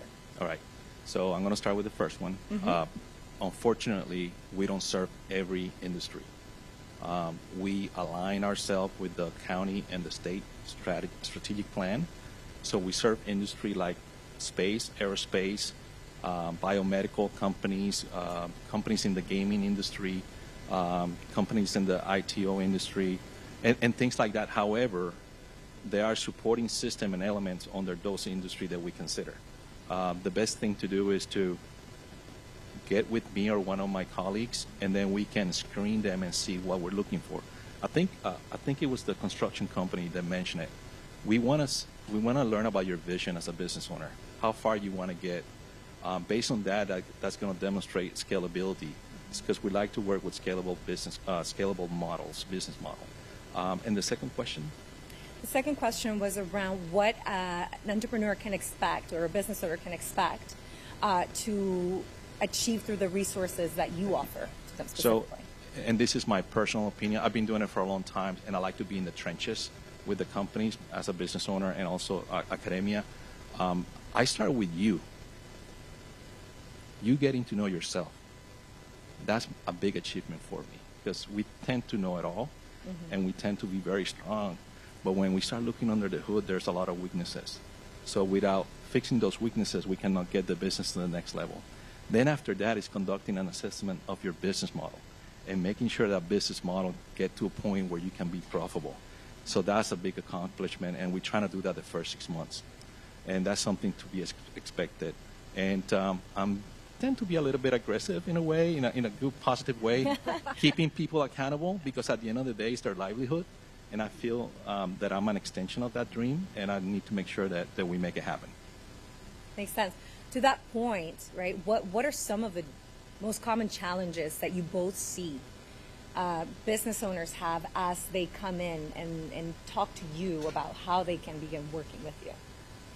So for me, we've got a lot of businesses that have just jumped in without a business plan.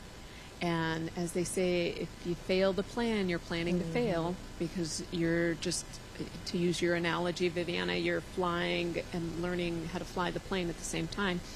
And that's not what we want. We want you to put your best foot forward. We know our U.S. economy is driven by small business. Small businesses not only hire the most amount of folks, they drive innovation and creativity. And so we want the core of our economy to do well. So, which is why organizations like Orange County, the City of Orlando, and a myriad of other governments contribute to ensure many nonprofits that do that business technical support are accessible to the entrepreneur. So business plans is the one big thing, and then loans. You just not financing their company on a credit card is, I would say, the second biggest mistake that I see. And by the way, if any of you are financing your company on a credit card, please don't leave without saying hello to me. We have a microloan program, and I know we've got another. Where's Lender Dream? There were a couple of representatives here. That's another microloan program there that are available. Again, credit cards are not the way to go. So please visit someone, either of us, before you leave. There's some research out there that pretty much touch on something that I'm very passionate about, because I see it and I live it. A lot of the first generation Latinos business owner, they don't get to scale. You become a slave of your own business. And that's pretty much because of lack of knowledge or education, not traditional education, but getting the assistance that you need. That's why I push people to meet with the chamber, and when they go to the chamber, meet with the president, ask them what you need, go to the NEC, get educated. The data show too that the only time those businesses become scalable because the second generation of Hispanic took over that job and they're more knowledgeable. So my point is education, education, education, NEC, chambers. And by the way, when you visit a chamber, don't think you're going to land a deal right away or you're going to connect with someone that's going to buy your product. It takes time, and it takes also investment from your part to support them to get to that point. So give yourself time, be patient, but it's going to happen. I tell all my clients, if you want to land a contract, write it down on the wall and let that bother you every day, and it will happen. Thank you. Last question, then we'll move to Q&A. So get those questions ready, because we'd love some audience participation. You've both been involved with you've been involved with the NEC, you've been involved with the UCF Business Incubator for quite some time. Where do you see the organization going in the next few years, and how will that evolve into the entrepreneurial ecosystem in the Central Florida area in the years to come? So we are currently located in Orlando Fashion Square Mall, and if you've been to the mall, you know it is not a good representation of where you might want to go to get business help. So our lease expires at the end of May, and so I'm in the middle of a comprehensive capital campaign to get us out of the mall and into a new facility. We are working full speed ahead. In fact, we've retained architects to design the space at Creative Village. There's it's called a gray building, but it's within the Paramore parking garage. The walls are up, and we'd be doing a build out. And so happy to say we're working towards exiting the mall and going into a new space, ideally there, which will lean more on technology. We talked earlier today, we heard a little about AI and just the advancements in technology, and those are things, that's the next evolution of the NEC.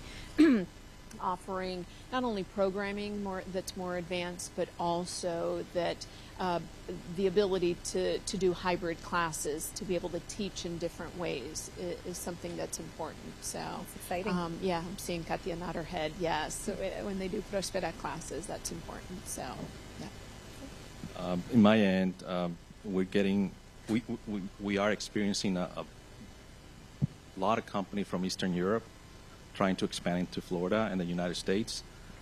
We also have the semiconductor industry growing in Osceola County.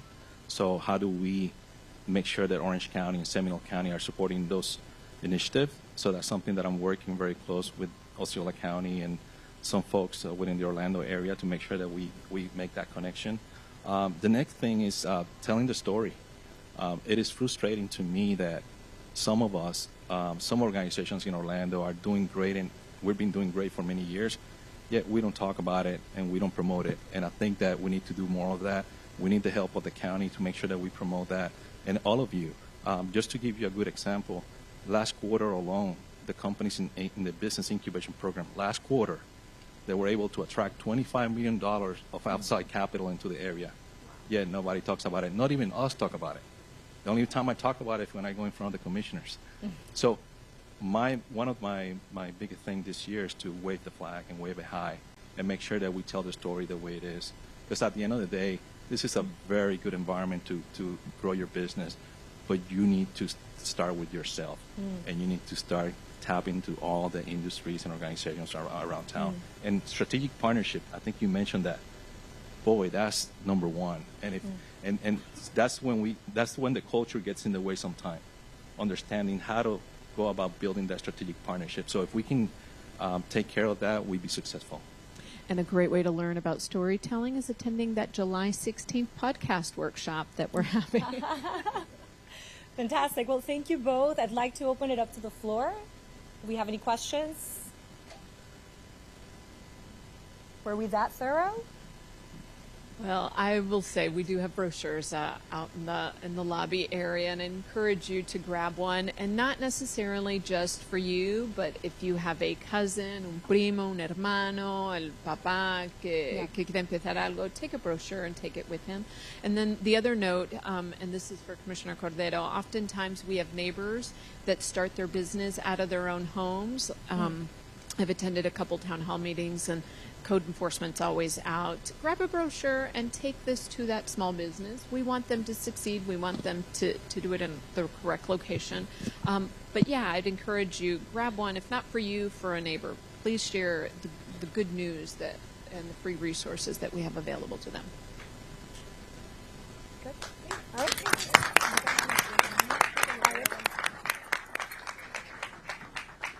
Thank you, gracias a ustedes, Belinda, Viviana, gracias de verdad. Esto ha sido tremendo y hay mucha información, y gracias por traer los brochures. Ahí hay mucha información. There's a lot of information there. Thank you. And this I thought was funny. We talk about AI and technology. Outside, I also have jar openers, because you know what chatbots can't do? Open the jars.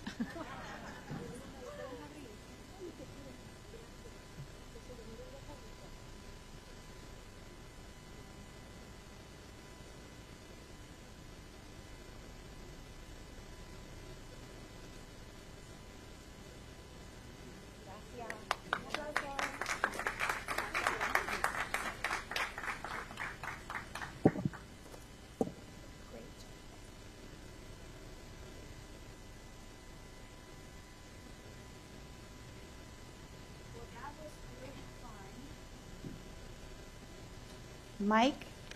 Okay, here we go. Well, I want to say go Knights. Charge on. Come on, that was weak. That was so weak. Go Knights. Charge on. Please take advantage of the UCF Business Incubator Program and also the NSC. They are amazing. I want to take a moment before our friend Horacio joins us on stage to acknowledge a person that walked into the building. And I need you all to help me welcome this person, okay? So when I count to 3, I want you to say, Bienvenido, Jefe, okay? 1, 2, 3. Bienvenido, Jefe. Dr. Jeff Williamson, stand up. Dr. Jeff Williamson is the Director of Communications at Orange County Government in the Office of Mayor Jerry L. Demings, and he's also my boss. So thank you so much for coming to support us today. And with that, I'm going to turn it over very quickly to our friend here before we move on to our next panel discussion. Thank you. All right, thank you very much. So here's the box that was doing all that stuff. Pretty much you can buy it online for $120 and then use ChatGPT and they'll teach you exactly how to program it. So very small, can run on battery, you can have it in your backpack and intercept all that information. Now, not only can you intercept that information, but there's a big thing going on, which is happening especially with pay parking spots. So how many of you parked and then you got to scan a QR code for your section? Yeah. All right. So what they're doing now is they take a sticker with a QR code and they put the sticker on top of that QR code. So when you scan it, it does take you to the website for you to pay for the parking spot, but they're in the middle capturing the credit card information that you're typing in. So what you're better off doing is look at the section, open the app, the Park Mobile app or whatever it is, open the app yourself, and then you type in the number that you're at. Yes, it's easier to scan the QR code, but that's exactly what they're doing and what they're counting on, right? That you take the easy way out. So that does exactly pretty much the same thing as having that box, except it's easier because you're giving them the information. 37 of you scanned the QR code outside that said free tickets to Epic.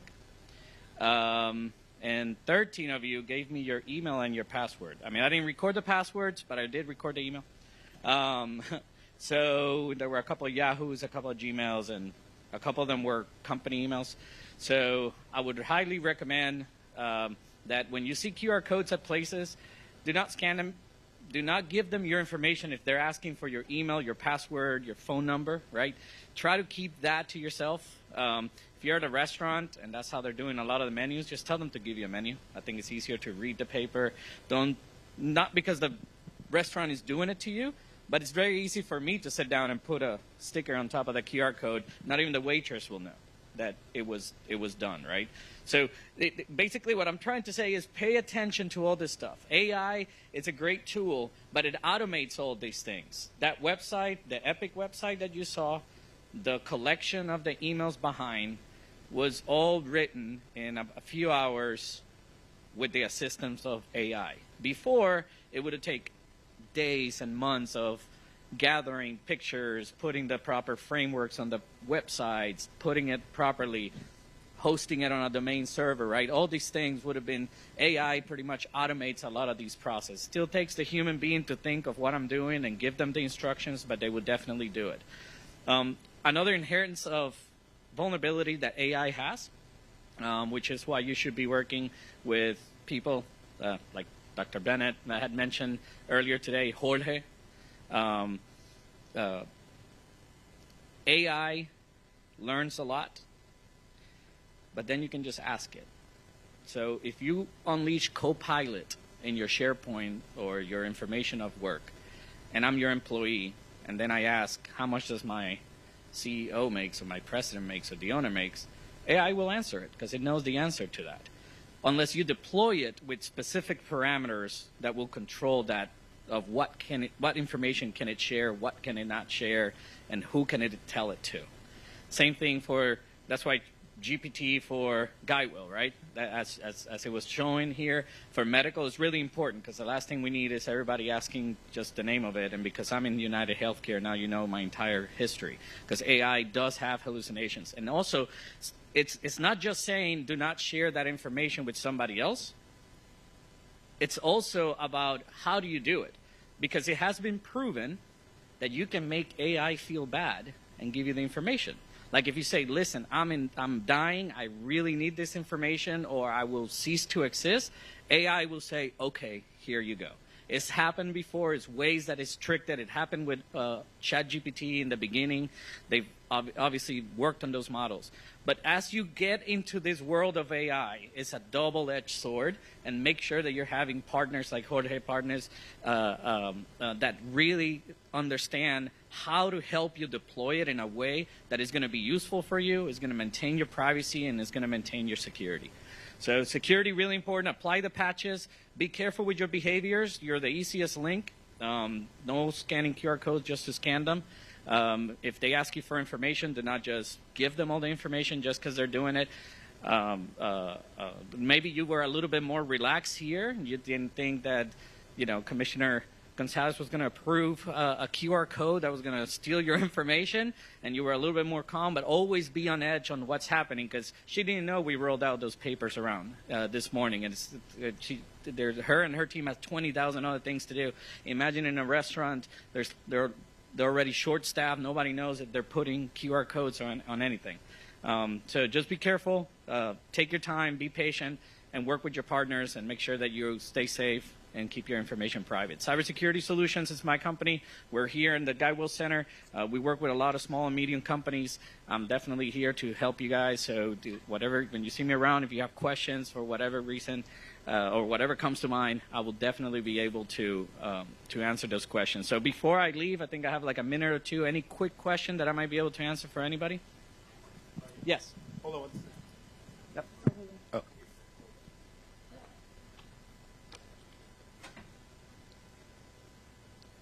Okay, so you were kind enough last year that we were chatting about this, and you gave me an amazing pointer that I think is a great takeaway for everyone here when it comes to Wi-Fi connectivity. Those of us that have watches connected to our phones, you had a pointer that you shared with me. Do you I know you know what the pointer is, not the conversation, but do you want to share that again?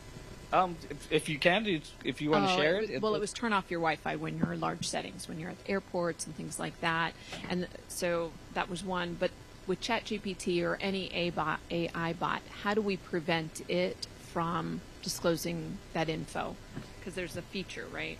Not only is there a feature, you can train the model, and there's a set of instructions that you give it, that you'll be able to give it to tell it not to provide certain type of information. And what it's going to essentially do is anything that you're going to train it on, or that you're going to share with ChatGPT, you will have to tag it specifically, so that it knows that anything that I learned with this tag is not to be shared with anybody that's not in HR, for example.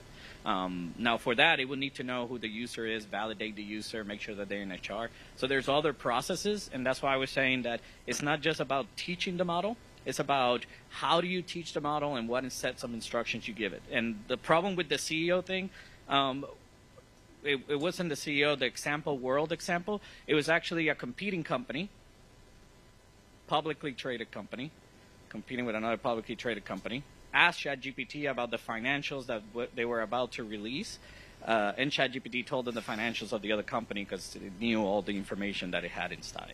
So that's what you're trying to avoid. So you got to tag it properly. So work with your professionals on how to do that, and they'll be able to walk with you. But yes, the Wi-Fi. This is why. It was Bluetooth, yeah, and the Bluetooth. That and was the Bluetooth. That is correct. Yes. All right. Nobody else?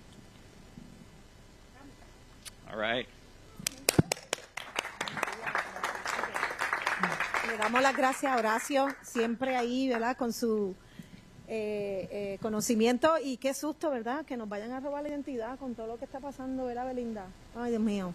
So anyway, thank you. That's why we have people like him. Thank you so much. We have something for you.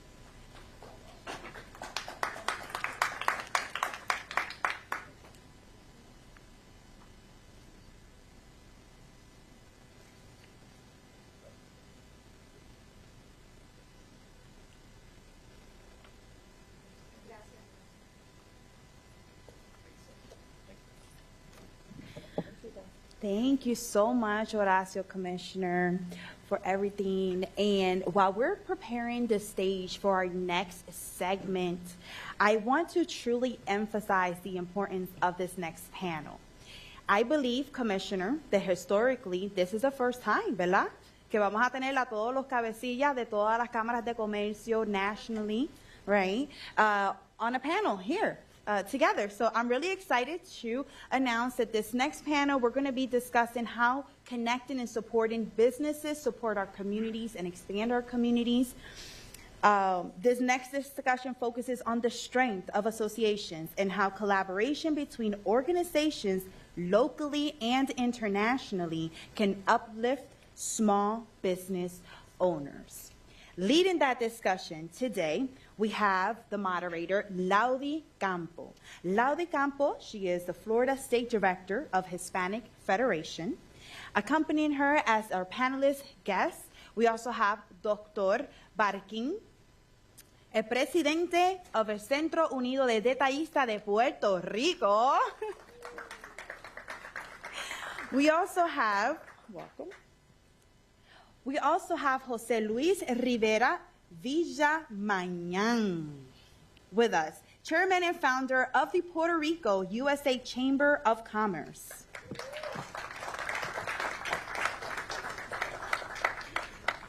Next, we have Jorge Figueroa, the president of the Puerto Rican Chamber of Commerce of Central Florida. And next, we have a person who's really special in our community. He is the president and CEO of the Hispanic Chamber of Metro Orlando, Pedro Turushina. Welcome our panelists with a big round of applause. Buenas tardes. Mi nombre es Laudi Campo y soy la directora estatal para la Federación Hispana aquí en la Florida. Gracias a la comisionada y su equipo de trabajo, el maravilloso equipo de trabajo, por haberme extendido esta invitación. And now I'm going to move to talk in English. Thank you. This is interesting. I'm the only lady in this to moderate this panel. So for me, it's an honor to be part of this panel. And before we start, this Moroeña from Morovis, Puerto Rico, I want to say... I want to say thank you to all of you because we have some questions and I will open it then to the public too. So you can sit down and let me say something about this. We all know that small businesses are the backbone of our communities. They bring culture, creativity, and jobs. Y chavito, ¿verdad? Throughout the day, we have explored how to support that growth. And even better, it's time to bring our ideas and our masters here to get our resources together and make this happen. And como decimos en Puerto Rico, vamos a montarnos el aguagua.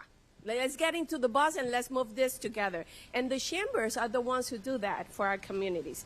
And I'm going to say a little bit of story, and I promise it will be short, about La Guagua. Have you heard about La Guagua area? Of course, Luis Rafael Sanchez. Well, La Guagua area, for those who doesn't know, it told the story of the first New Yorkers that arrived to New York, and they have arroz con gandules en el avión, they have fuelles and everything else, but gallinas and everything, right? But they also brought in those suitcases a lot of ¿cómo uno dice eso en inglés? Entrepreneurships? Okay, a lot of ideas, a lot of work, a lot of hope. And this is what that means. And I'm bringing this to this attention because, as you know, now Puerto Ricans and other people are not looking into New York, they're looking at Florida. Florida is a place where we come and we can do business. And one data, very special data, is that last year, it was reported that 2.3 million people traveled last year from Orlando to San Juan. It's the biggest, one of the most busiest airports in the world and travels in the world. So what that means, there's possibilities, there's opportunities. So having said that, let me get to the panel. Y vamos a montarnos ¿en dónde? En la guagua. ¿Cómo se dice en Colombia? Bus. En el bus. Nos montamos en el bus. So this question is for all of you. And it's the first one because Laudi de Morovi wants to start a business and comes to your business and to chamber. And I want to ask, what one of your chambers offers that more people should know? What's one resource your chamber offers that more people should be using, but maybe don't know about it, whether it's access to capital, digital tools, business training, something concrete, something that you can tell us, what does your chamber bring? Pedro. Excelente y muy buenas tardes a todos, comisionada. Thank you so much for this invitation, and what an honor and a panel to be here with all of you. I have a lot of information, but I know we're here between the lunch and this session, so we'll promise to make it as intentional and impactful. For us, I want to share the Hispanic Chamber is at the top 2 in the region, and we offer services that are based on 3 pillars. Commerce, which is essentially the reason why a business owner joins a chamber, is to create those connections. But we also have the coaching. We have a lot of series that helps our members get development and resources to truly understand how to grow and scale a business. For example, tomorrow we have a CEO series based on corporate responsibility, and it's our way for us to put in front of our members leaders in our community that are making a difference in the corporate side, in the corporate sector. The second thing that I want to share, and thank you for the plugs throughout the day. Thank you so much to everyone here, including Jorge. We have been enabling the AI technology through our chamber or platforms to intentionally connect with our members. So starting July 1st, if you're not yet a member, join the chamber, because now we're going to activate a lot of downloadable resources, and a lot of our members are not yet active inside our member platform. We do have a social media that acts essentially like Facebook inside our membership platform. It's called Grow Zone. So make sure that you all download those softwares in your cell phones, because in there we're going to be providing a lot of resources that are downloadable. For example, 10 mistakes for a business owner when you open up a business, what to avoid when you open up a business, or how to set up a press release. You know, all of those resources are going to be accessible and downloadable for our members. So AI technology, access to the platform, and also participating. It's like a gym membership. Someone mentioned or referenced, you know, joining a chamber, I think, is the same as a membership to the gym. If you don't participate, you don't get the success out of the results, right? So those are a couple of things that I want to share. Thank you. Excellent. Once again, thank you for the invitation, Commissioner. It's a pleasure to be here. Lauri, muchas gracias por la pregunta. You know, one of the resources our chamber offers that more people should take advantage of is the hands-on problem-solving support beyond traditional referrals. While we absolutely connect members with resources for business training, access to capital, and digital tools, what truly sets us apart is that the way our board of directors acts as a working tool to help resolve real-world problems, from licensing and permitting issues, zoning concerns, contract conflicts, and serving as a liaison with local and state government agencies, school districts, and regulatory agencies. We actively engage in advocating for our members. As long as our members communicate their needs, we do everything in our power to open doors and remove barriers, because their success is our mission. For example, I'm working with one of our members, a concrete recycling enterprise. They're buying 39 acres of space to manage their business out of that in Osceola County, but they have zoning issues and they couldn't connect with the right individuals. So we set up a meeting with the correct commissioner and the director of zoning to find a resolution for that issue so that his investment don't go to waste. So these are things that we do above and beyond to make sure that our businesses and our members get to their goals. Well, good morning. Thank you, Commissioner Cordero, and thank you, Ramon Barquín, Centro Unido Detallistas, and hello to all the audience and elected officials.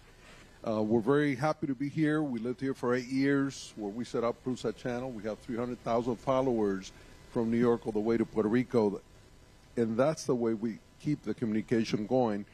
So with us today, as part of that high-value collaboration we have with Centro Unido, which brings a strategic advantage. Somebody was mentioning something about that, which artificial intelligence cannot do. We cannot have the partnership we have with Centro Unido through our machine. And it's through his trust and working in tandem. He's never said no to us, that we've been able to get our folks in New York and all the way down to Puerto Rico collaborating. And we have, out of our network groups, highly valuable individuals and resources. To here with us today, 12 of them: Thomas Agraid from our South Florida network, Gustavo Torres from our Central Florida network, Linda Perez from Tampa, Janice Rodriguez from West Palm, altogether 12. Please say, have an applause to you all. Apláudanse para salvar. Thank you for being with us today. So we launched back 8 years ago the Puerto Rico-Florida Economic Bridge. And now we have, in Puerto Rico, meetings with all cabinet members during our monthly luncheons with Centro Unido, which we cannot do just by ourselves. So this is how this strategic relationship works and can help all our members. They have the size and the strength in Puerto Rico. They were co-founders, and they give us that leverage in Puerto Rico that we have in New York with the New York City Hispanic Chamber of Commerce and the Long Island.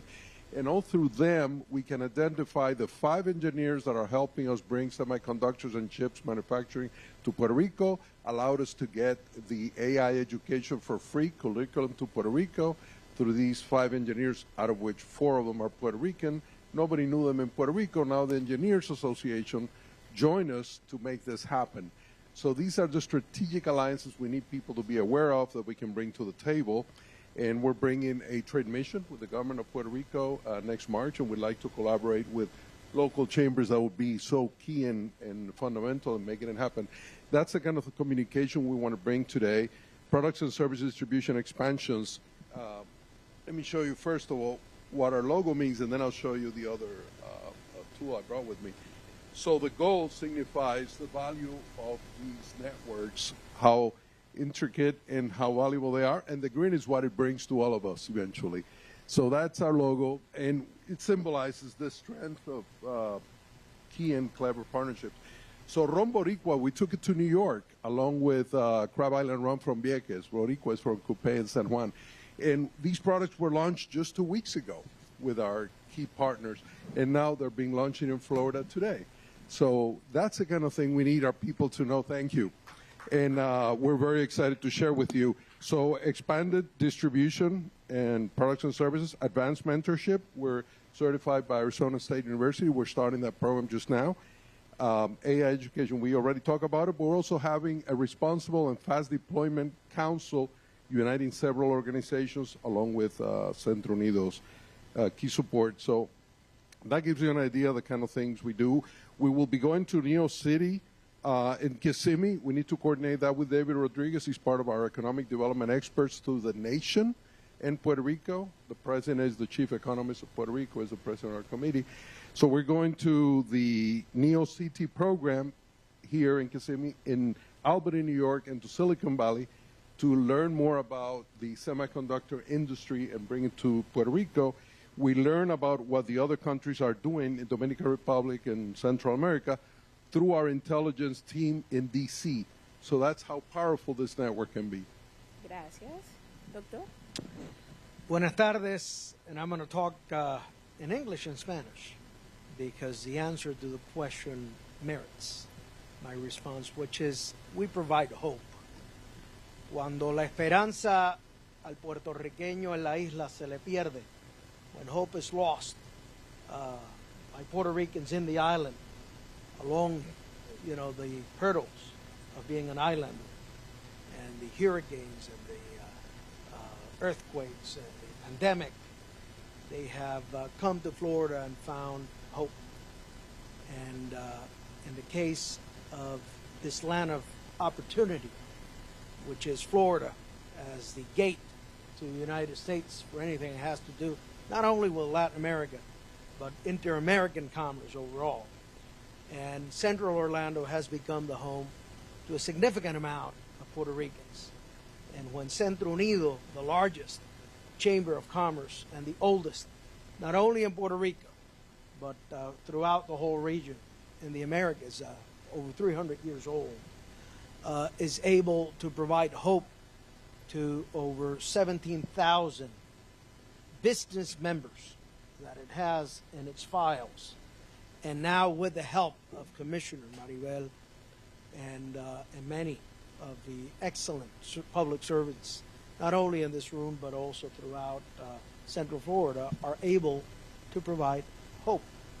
Hope to Puerto Rican businesses in the island, hope to businesses in Florida that want to engage businesses in Puerto Rico and bridge the gap. So I would stress y enfatizaría que el Centro Unido con las cámaras aliadas y la Puerto Rico USA Chamber of Commerce, que por eso la fundamos bajo el liderato de José Luis Rivera Villamañán, venimos a devolver la esperanza al puertorriqueño y de alguna manera u otra a ese que quiera hacer negocios con el puertorriqueño. Muchas gracias. Así que to these questions, I just took some words, and I know you said many, like you said, coaching, AI, hands-on support, liaison, strategic partnerships, hope. These are all things you're providing, and for that we're thankful. Like, that's why you're here today, and that is a lot good information for me that I'm not a business owner, and I would never think about that because it's a hard task to do. But it's great. So this question is for Jorge y el doctor Barquín. We know that culture is one of our greatest strengths. La familia, la comunidad, la resiliencia. How are your chambers, and you already tapped a little bit into this, Doctor, is tapping into those cultural assets to foster innovation and growth for your members? Bueno, that's a powerful question, porque para nosotros, familia, comunidad, y resiliencia no son solamente palabras bonitas, son como nosotros, la fundación de cómo nosotros como una Cámara de Comercio apoyamos a nuestros socios. We stay closely connected to the people we serve by collaborating with non-profits, faith-based organizations. Ellos son puentes directos a nuestras comunidades. We don't just focus on the business in the traditional sense. We focus on people, relationships, and culture. Muchos de nuestros miembros son músicos, artesanos, artistas, autores, y esa riqueza cultural siempre está presente en nuestros eventos. No hay foro, feria o actividad donde no se siente el sabor, la creatividad de nuestra gente. And that cultural energy creates space for innovation. So it inspires new ideas and builds community around shared values. Y si hablamos de resiliencia, lo vemos todos los días. Muchos de nuestros socios llegaron aquí luego del huracán María, muchos de nuestros miembros, negocios fueron fundados durante la pandemia y they face systematic barriers and they still standing, growing and giving back. Nuestra Cámara está para apoyarlos en ese camino con recursos, acompañamiento y sobre todo representación. También el 99% de nuestros eventos son en español, porque sabemos que cuando nuestra gente se expresa en su idioma, es un espacio donde la cultura es valorada. They show up with more confidence and clarity. That's where growth really begins. So yes, we provide access to resources, capital, advocacy, but we create a space donde la cultura y la resiliencia son el motor que impulsa la innovación y el crecimiento de nuestras empresas. Gracias, Bernie. Y tienes el Josco por ahí, ¿verdad? Agosto 23, pronto les hablo de eso. The fabric of this great country is culture, and it's a culture that is embedded in each one of us, which to a greater extent is the Latin culture. Somos un solo pueblo, no importa si hablamos del solo pueblo puertorriqueño dentro de Estados Unidos, que es después de todo el país. Somos un solo pueblo, no importa si hablamos entre colombianos, venezolanos, chilenos, cubanos. De alguna manera u otra, la fábrica cultural de esta nación está tejida por esa migración que enriquece la cultura día a día. Y así son los negocios. And that's how businesses are supported through our chambers. And we provide that hope and those tools. And we build capacity for those businesses to prosper and to give further hope amongst their communities. And in that same venue, it is that we chambers unite in trying to provide in this great nation of land and opportunity, of freedom, that we tried to provide a better future for our kids, our families, and become a stronger chain and a stronger link for this country to prosper. Gracias por eso. Y I like the word stronger, because we make this nation stronger, everyone here, and we all do. This question will come, it's for Pedro and Jose Luis. Central Florida and Puerto Rico share deep demographics, and I will say other countries, right, Latin American countries, cultural and economic ties. That connection is a superpower. I love that word. It's a superpower. How can your chambers activate it through business partnerships, mentorship across borders, or even talent exchange? What will that look like in practice? Pedro. And I love this question, Lottie. And Doctor, thank you so much for those words. Cross-collaboration is key. And Central Florida is very unique about cross-collaborating. We've heard from so many entities. You heard from the NEC. We have a very strong partnership with Prospera, and Katya's here. Thank you so much for the partnership that we have with all these entities and organizations. But I would like to highlight one key example here of cross-collaboration, and it was with Dr. Amador. If you can stand here for a second. They are expanding to Central Florida. Let's give it up for Sims Health. A new business in this region, and it was thanks to a connection that we did during one of the mission trips to Puerto Rico. In 2022, Commissioner mentioned that they connected with JCQ. We went to Puerto Rico for a few days, and we were able to connect with Dr. Amador and the incredible team at Sims Health. And now they are groundbreaking, or past Tuesday, they did the groundbreaking to the expansion here in Central Florida. So welcome to our community. And through that partnership, yes, let's give it up. Yes. Congratulations. And through that partnership, they also selected many of our members to do the construction, and along the way, they're going to be selecting many of our members to the expansion here in Central Florida. And that is key, right? Those connections, I love to say that the Hispanic Chamber is here to make the connections. We're here to serve our community as a point of connection. That's why our logo, if you see our logo, it's a bridge. We connect our members from point A to point B and try to go along the way through their roadmap of establishing their business and scaling their business. So for us, collaboration is key. And like you mentioned, Doctor, and all of our panelists, we work with Jorge a lot and many other chambers here with the Lake Nona Chamber and the other chambers in the region to grow our community together. And that is key for us. Great. Jose Luis? So internships make a lot of sense. We're suggesting to our folks in Puerto Rico that perhaps UCF and University of Puerto Rico can have more exchange programs. We were the first institution to support the Puerto Rico Research Hub out of UCF, where my son was actually a researcher, and we got them going with the first donation from an institution outside the university, so we're very proud of that. And they could become, all these young men and women can become promoters, where they can do the Boricua rum hat and put it on the bottle and do the excitement and with all the music and so on that comes with it. So business-to-business partnerships, reverse trade missions. The government of Puerto Rico is interested in bringing distributors from Florida to consider products and services we have there. That's been discussed, it's been worked on as we speak. The Puerto Rico National Conference every November, we're inviting all of you that would like to attend. We cover all subjects, including health, education, economic development. We did our first last year at Centro Unido and Inter-American University. The Atlanta U.S. Hispanic Chamber of Commerce, that I'm sure a lot of you will be attending, and Centro Unido with us. We're going to have a Puerto Rican Expo there.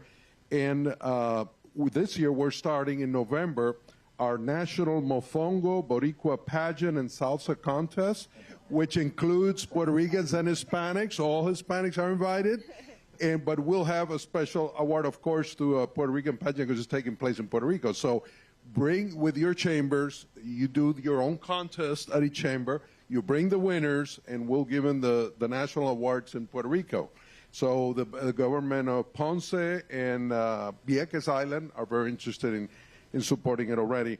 World of Latin American Nations, we will also celebrate Hispanic heritage, which a lot of Puerto Ricans don't understand because we're surrounded by water. They've not necessarily lived in Hispanic communities, so their lives have been in a Puerto Rican community. We want them to open up their minds, so that's the reason we'll be doing the World of Latin American Nations next year. The Neo City Kissimmee visit that we're coordinating with David Rodriguez from Osceola County. That'll help build bridges and also learnings for our team working in, again, semiconductors and chips and AI. And the Reshoring Coalition we created in Puerto Rico, where the Florida team was instrumental. Dr. Agre joined us with Ramon in going to D.C. We've been to D.C. this year twice to advocate for Puerto Rican economic development and specific reshoring to Puerto Rico. So thanks to you all. Gracias, gracias. 2 words, cross-collaboration. I heard it from both of the panelists, and I'm thankful because that's been repeated among these all chambers. And it doesn't seem a lot of work too, but a lot of fun, right? There's the mofonguito, el mangú, you know, things like that happening in those chambers. So this question will be for Pedro and Jorge. And I know we tap into this early today, but the business world is evolving quickly. What emerging sectors should small business owners be watching, and how is your chamber helping them prepare for what's ahead? You know, a little bit of how you getting them prepared. An excellent question, and it's important to understand our demographic for the Hispanic community here in Orange County. Anyone knows the percentage of our demographic here for Hispanic in Orange County? It's close to 40%. Yes, absolutely. 1 out of every 5 businesses identifies as Hispanic here in Orange County. And that is an impactful number, yes. What does that tell you? The Hispanic community is now investing. We're now working for this community, and now we have a big impact in the entire region. So it is important for us to understand those numbers, and two, to truly understand the resources that are available for us. For us at the Hispanic Chamber, we host over 150 events throughout the entire year. Every single series and event has an intentional purpose. Yes, some are for connections, some are for networking. We have the typical business after hours, but we have other series or sessions. For example, the Capital Access, which is hosted at the Neo City, by the way, and it's in Spanish. And we host it in Osceola County because we know there is a need for our Hispanic community to truly understand the access to capital. So I will say the best advice to truly understand and support the fast and growing minority here in the region is to kind of understand the demographic and truly know what businesses are moving here. We are essentially innovators. The Hispanic community is very innovative. We heard from Horacio this morning, from Jorge, and many of the Hispanic businesses are here in Central Florida that are setting headquarters here. So it's truly understanding, developing, and adjusting the programming to fit the need of our community. Well, todos sabemos que el mundo está evolviendo muy rápido. Y como hemos visto aquí en las presentaciones de esta mañana, el área de integraciones de negocios con inteligencia artificial es un área muy importante. Vivimos en una economía global, así que el área de la logística también es sumamente importante.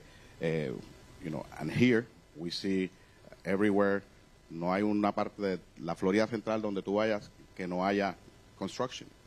Construction is a big part of the infrastructure. Y pues nosotros nos estamos enfocando en asistir a nuestros socios, especialmente en el área de construcción, so they can participate in the procurement process.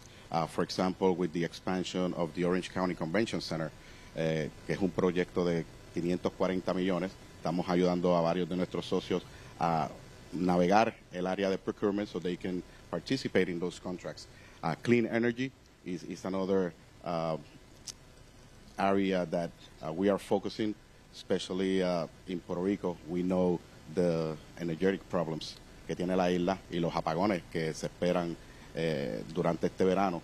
Así que estamos trabajando con compañías extranjeras que tienen productos energéticos de energías renovables solares que no solamente son para casas, sino para industrias, empresas y municipios donde puedan tener, por ejemplo, en Puerto Rico,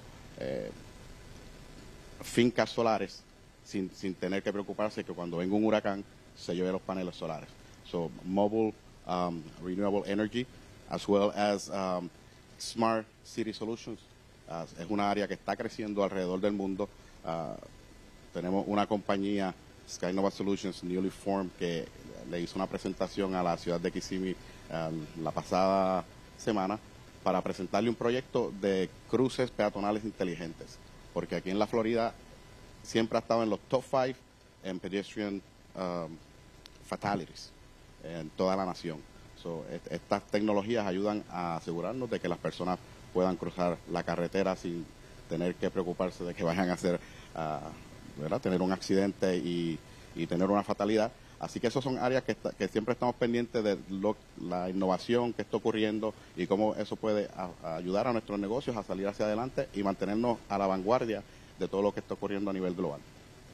Thank you, thank you. I know we not have a lot of time, but I promise we will be short in this. But these are good things you mentioned, demographics, and being aware of new technology, clean energy. Those are things that we should be watching. So, and I know that Jose Luis and Dr. Barquin already mentioned some of this, but many Puerto Rican entrepreneurs want to grow and expand into Florida. What strategies, partnerships, or models have actually worked to make that happen, whether through supply chains, trade missions, and I heard that those trade missions are good, and local connections. So, Doctor. Well, certainly the networking events like these, that you make connections and you bridge gaps. Second, which is the visits and the peer-to-peer, which I strongly recommend that type of venue and event. It is through that direct contact of a lawyer to a lawyer, or a lawyer to a business, or an accountant to a business, that foments the exchanges that will develop and strengthen the relationship, the cross-boundary relationship. In addition to that, the wide available resources that any of our chambers have at their disposal. Today, there's no lack of information.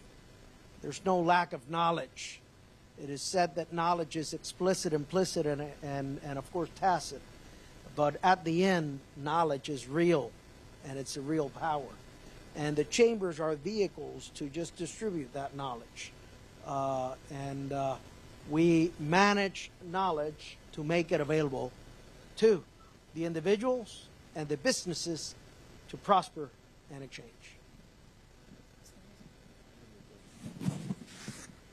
So regarding strategies and tactics, the business expansion showcase success stories and awards we did in Puerto Rico, where we explained how Maison sandwiches penetrated the Florida market and was highly successful at doing that. It was very fruitful. Ramon was with us there at that Economic Development Summit. And also the local connections through the New York City Hispanic Chamber of Commerce. We attended 2 weeks ago their big event jointly with Centro Unido and Hecho in Puerto Rico, where we presented the RUMs. And it was another way of approaching that. Financial incentives programs in Puerto Rico, we took and we presented in New York. The airport space, that's how we find out there's airport space with priority for Hispanic businesses, as another example. So the Florida Hispanic American Chamber of Commerce, Brevard Puerto Rico Chamber of Commerce, Prusa Channel, and UCF have been working very closely together to make this collaboration possible.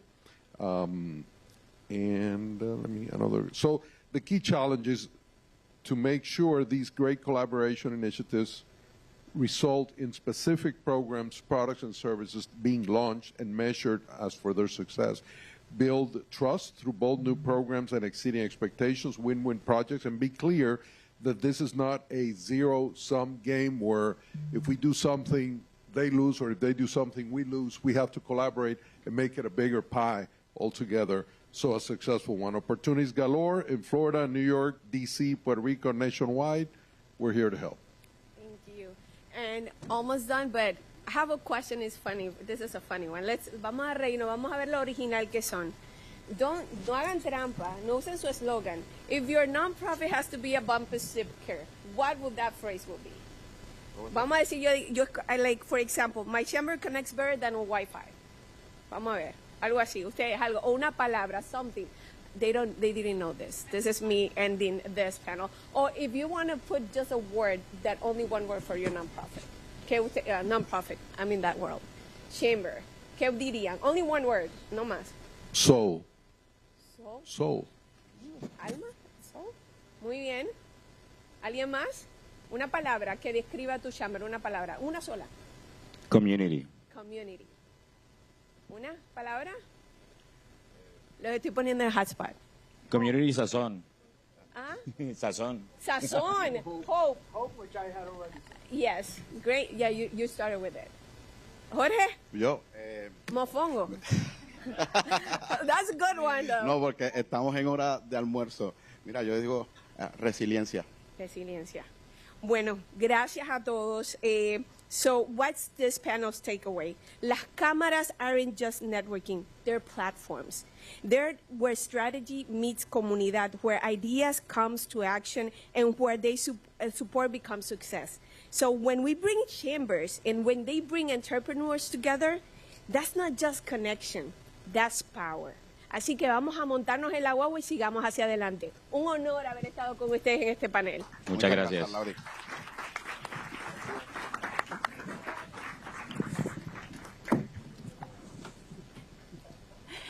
Thank you so much. Un fuerte aplauso to our panelists.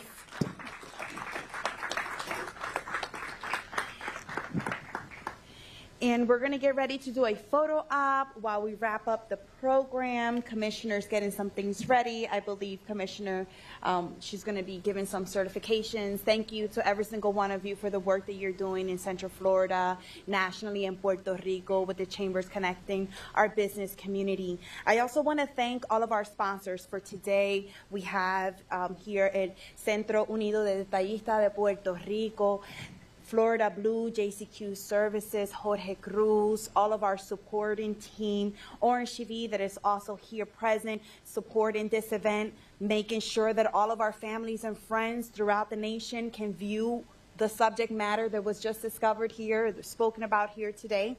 And while Commissioner is getting ready, I also want to mention that we do have lunch prepared for everyone outside in the lobby area. It is sponsored by JCQ Services, and the vendor that was chosen for that is Piocos Chicken, a local business who will be opening up their second branch here in Lake Nona in enero 2026, in January 2026. So make sure that you taste the delicious chicken.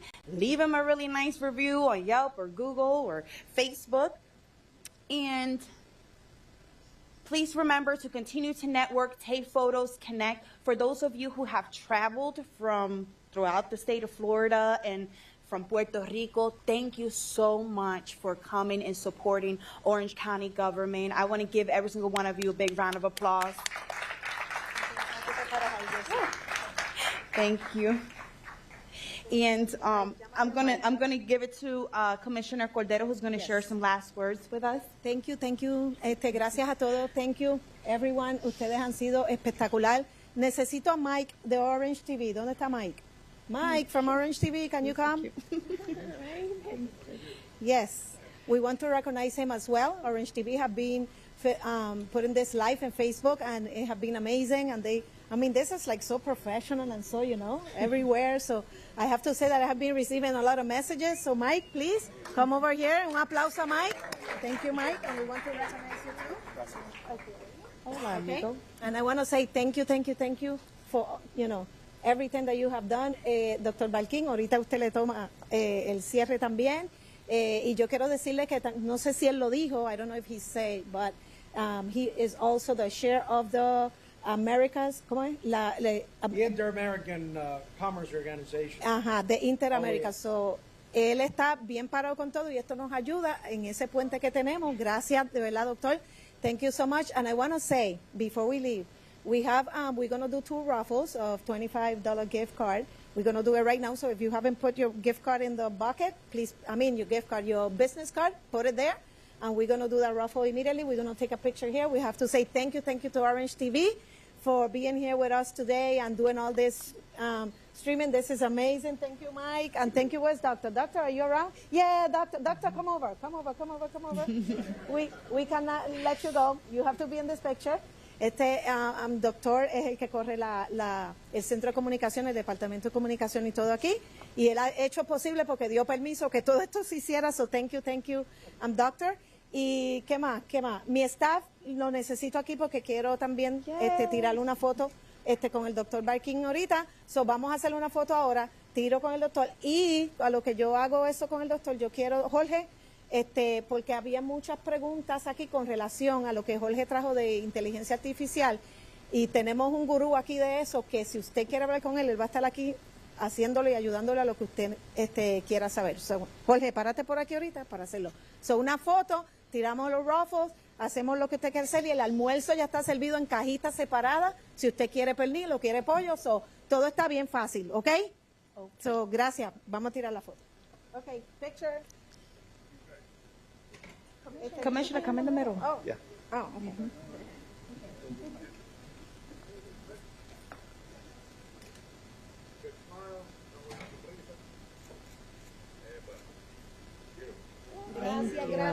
Gracias a todos. Y vamos a hacer el raffle.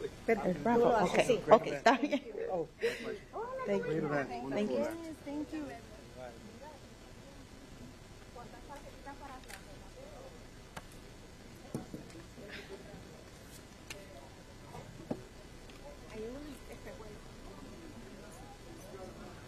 Ok, vamos a hacer un raffle bien rapidito.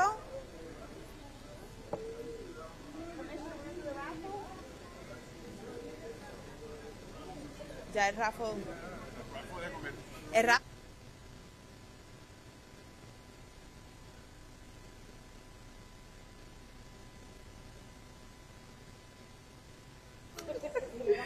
Rápido, rápido. Pero vamos. Ok, Rafa. ok, mira que vamos a hacer. No, espérate. Dime. Vamos a poner en danza.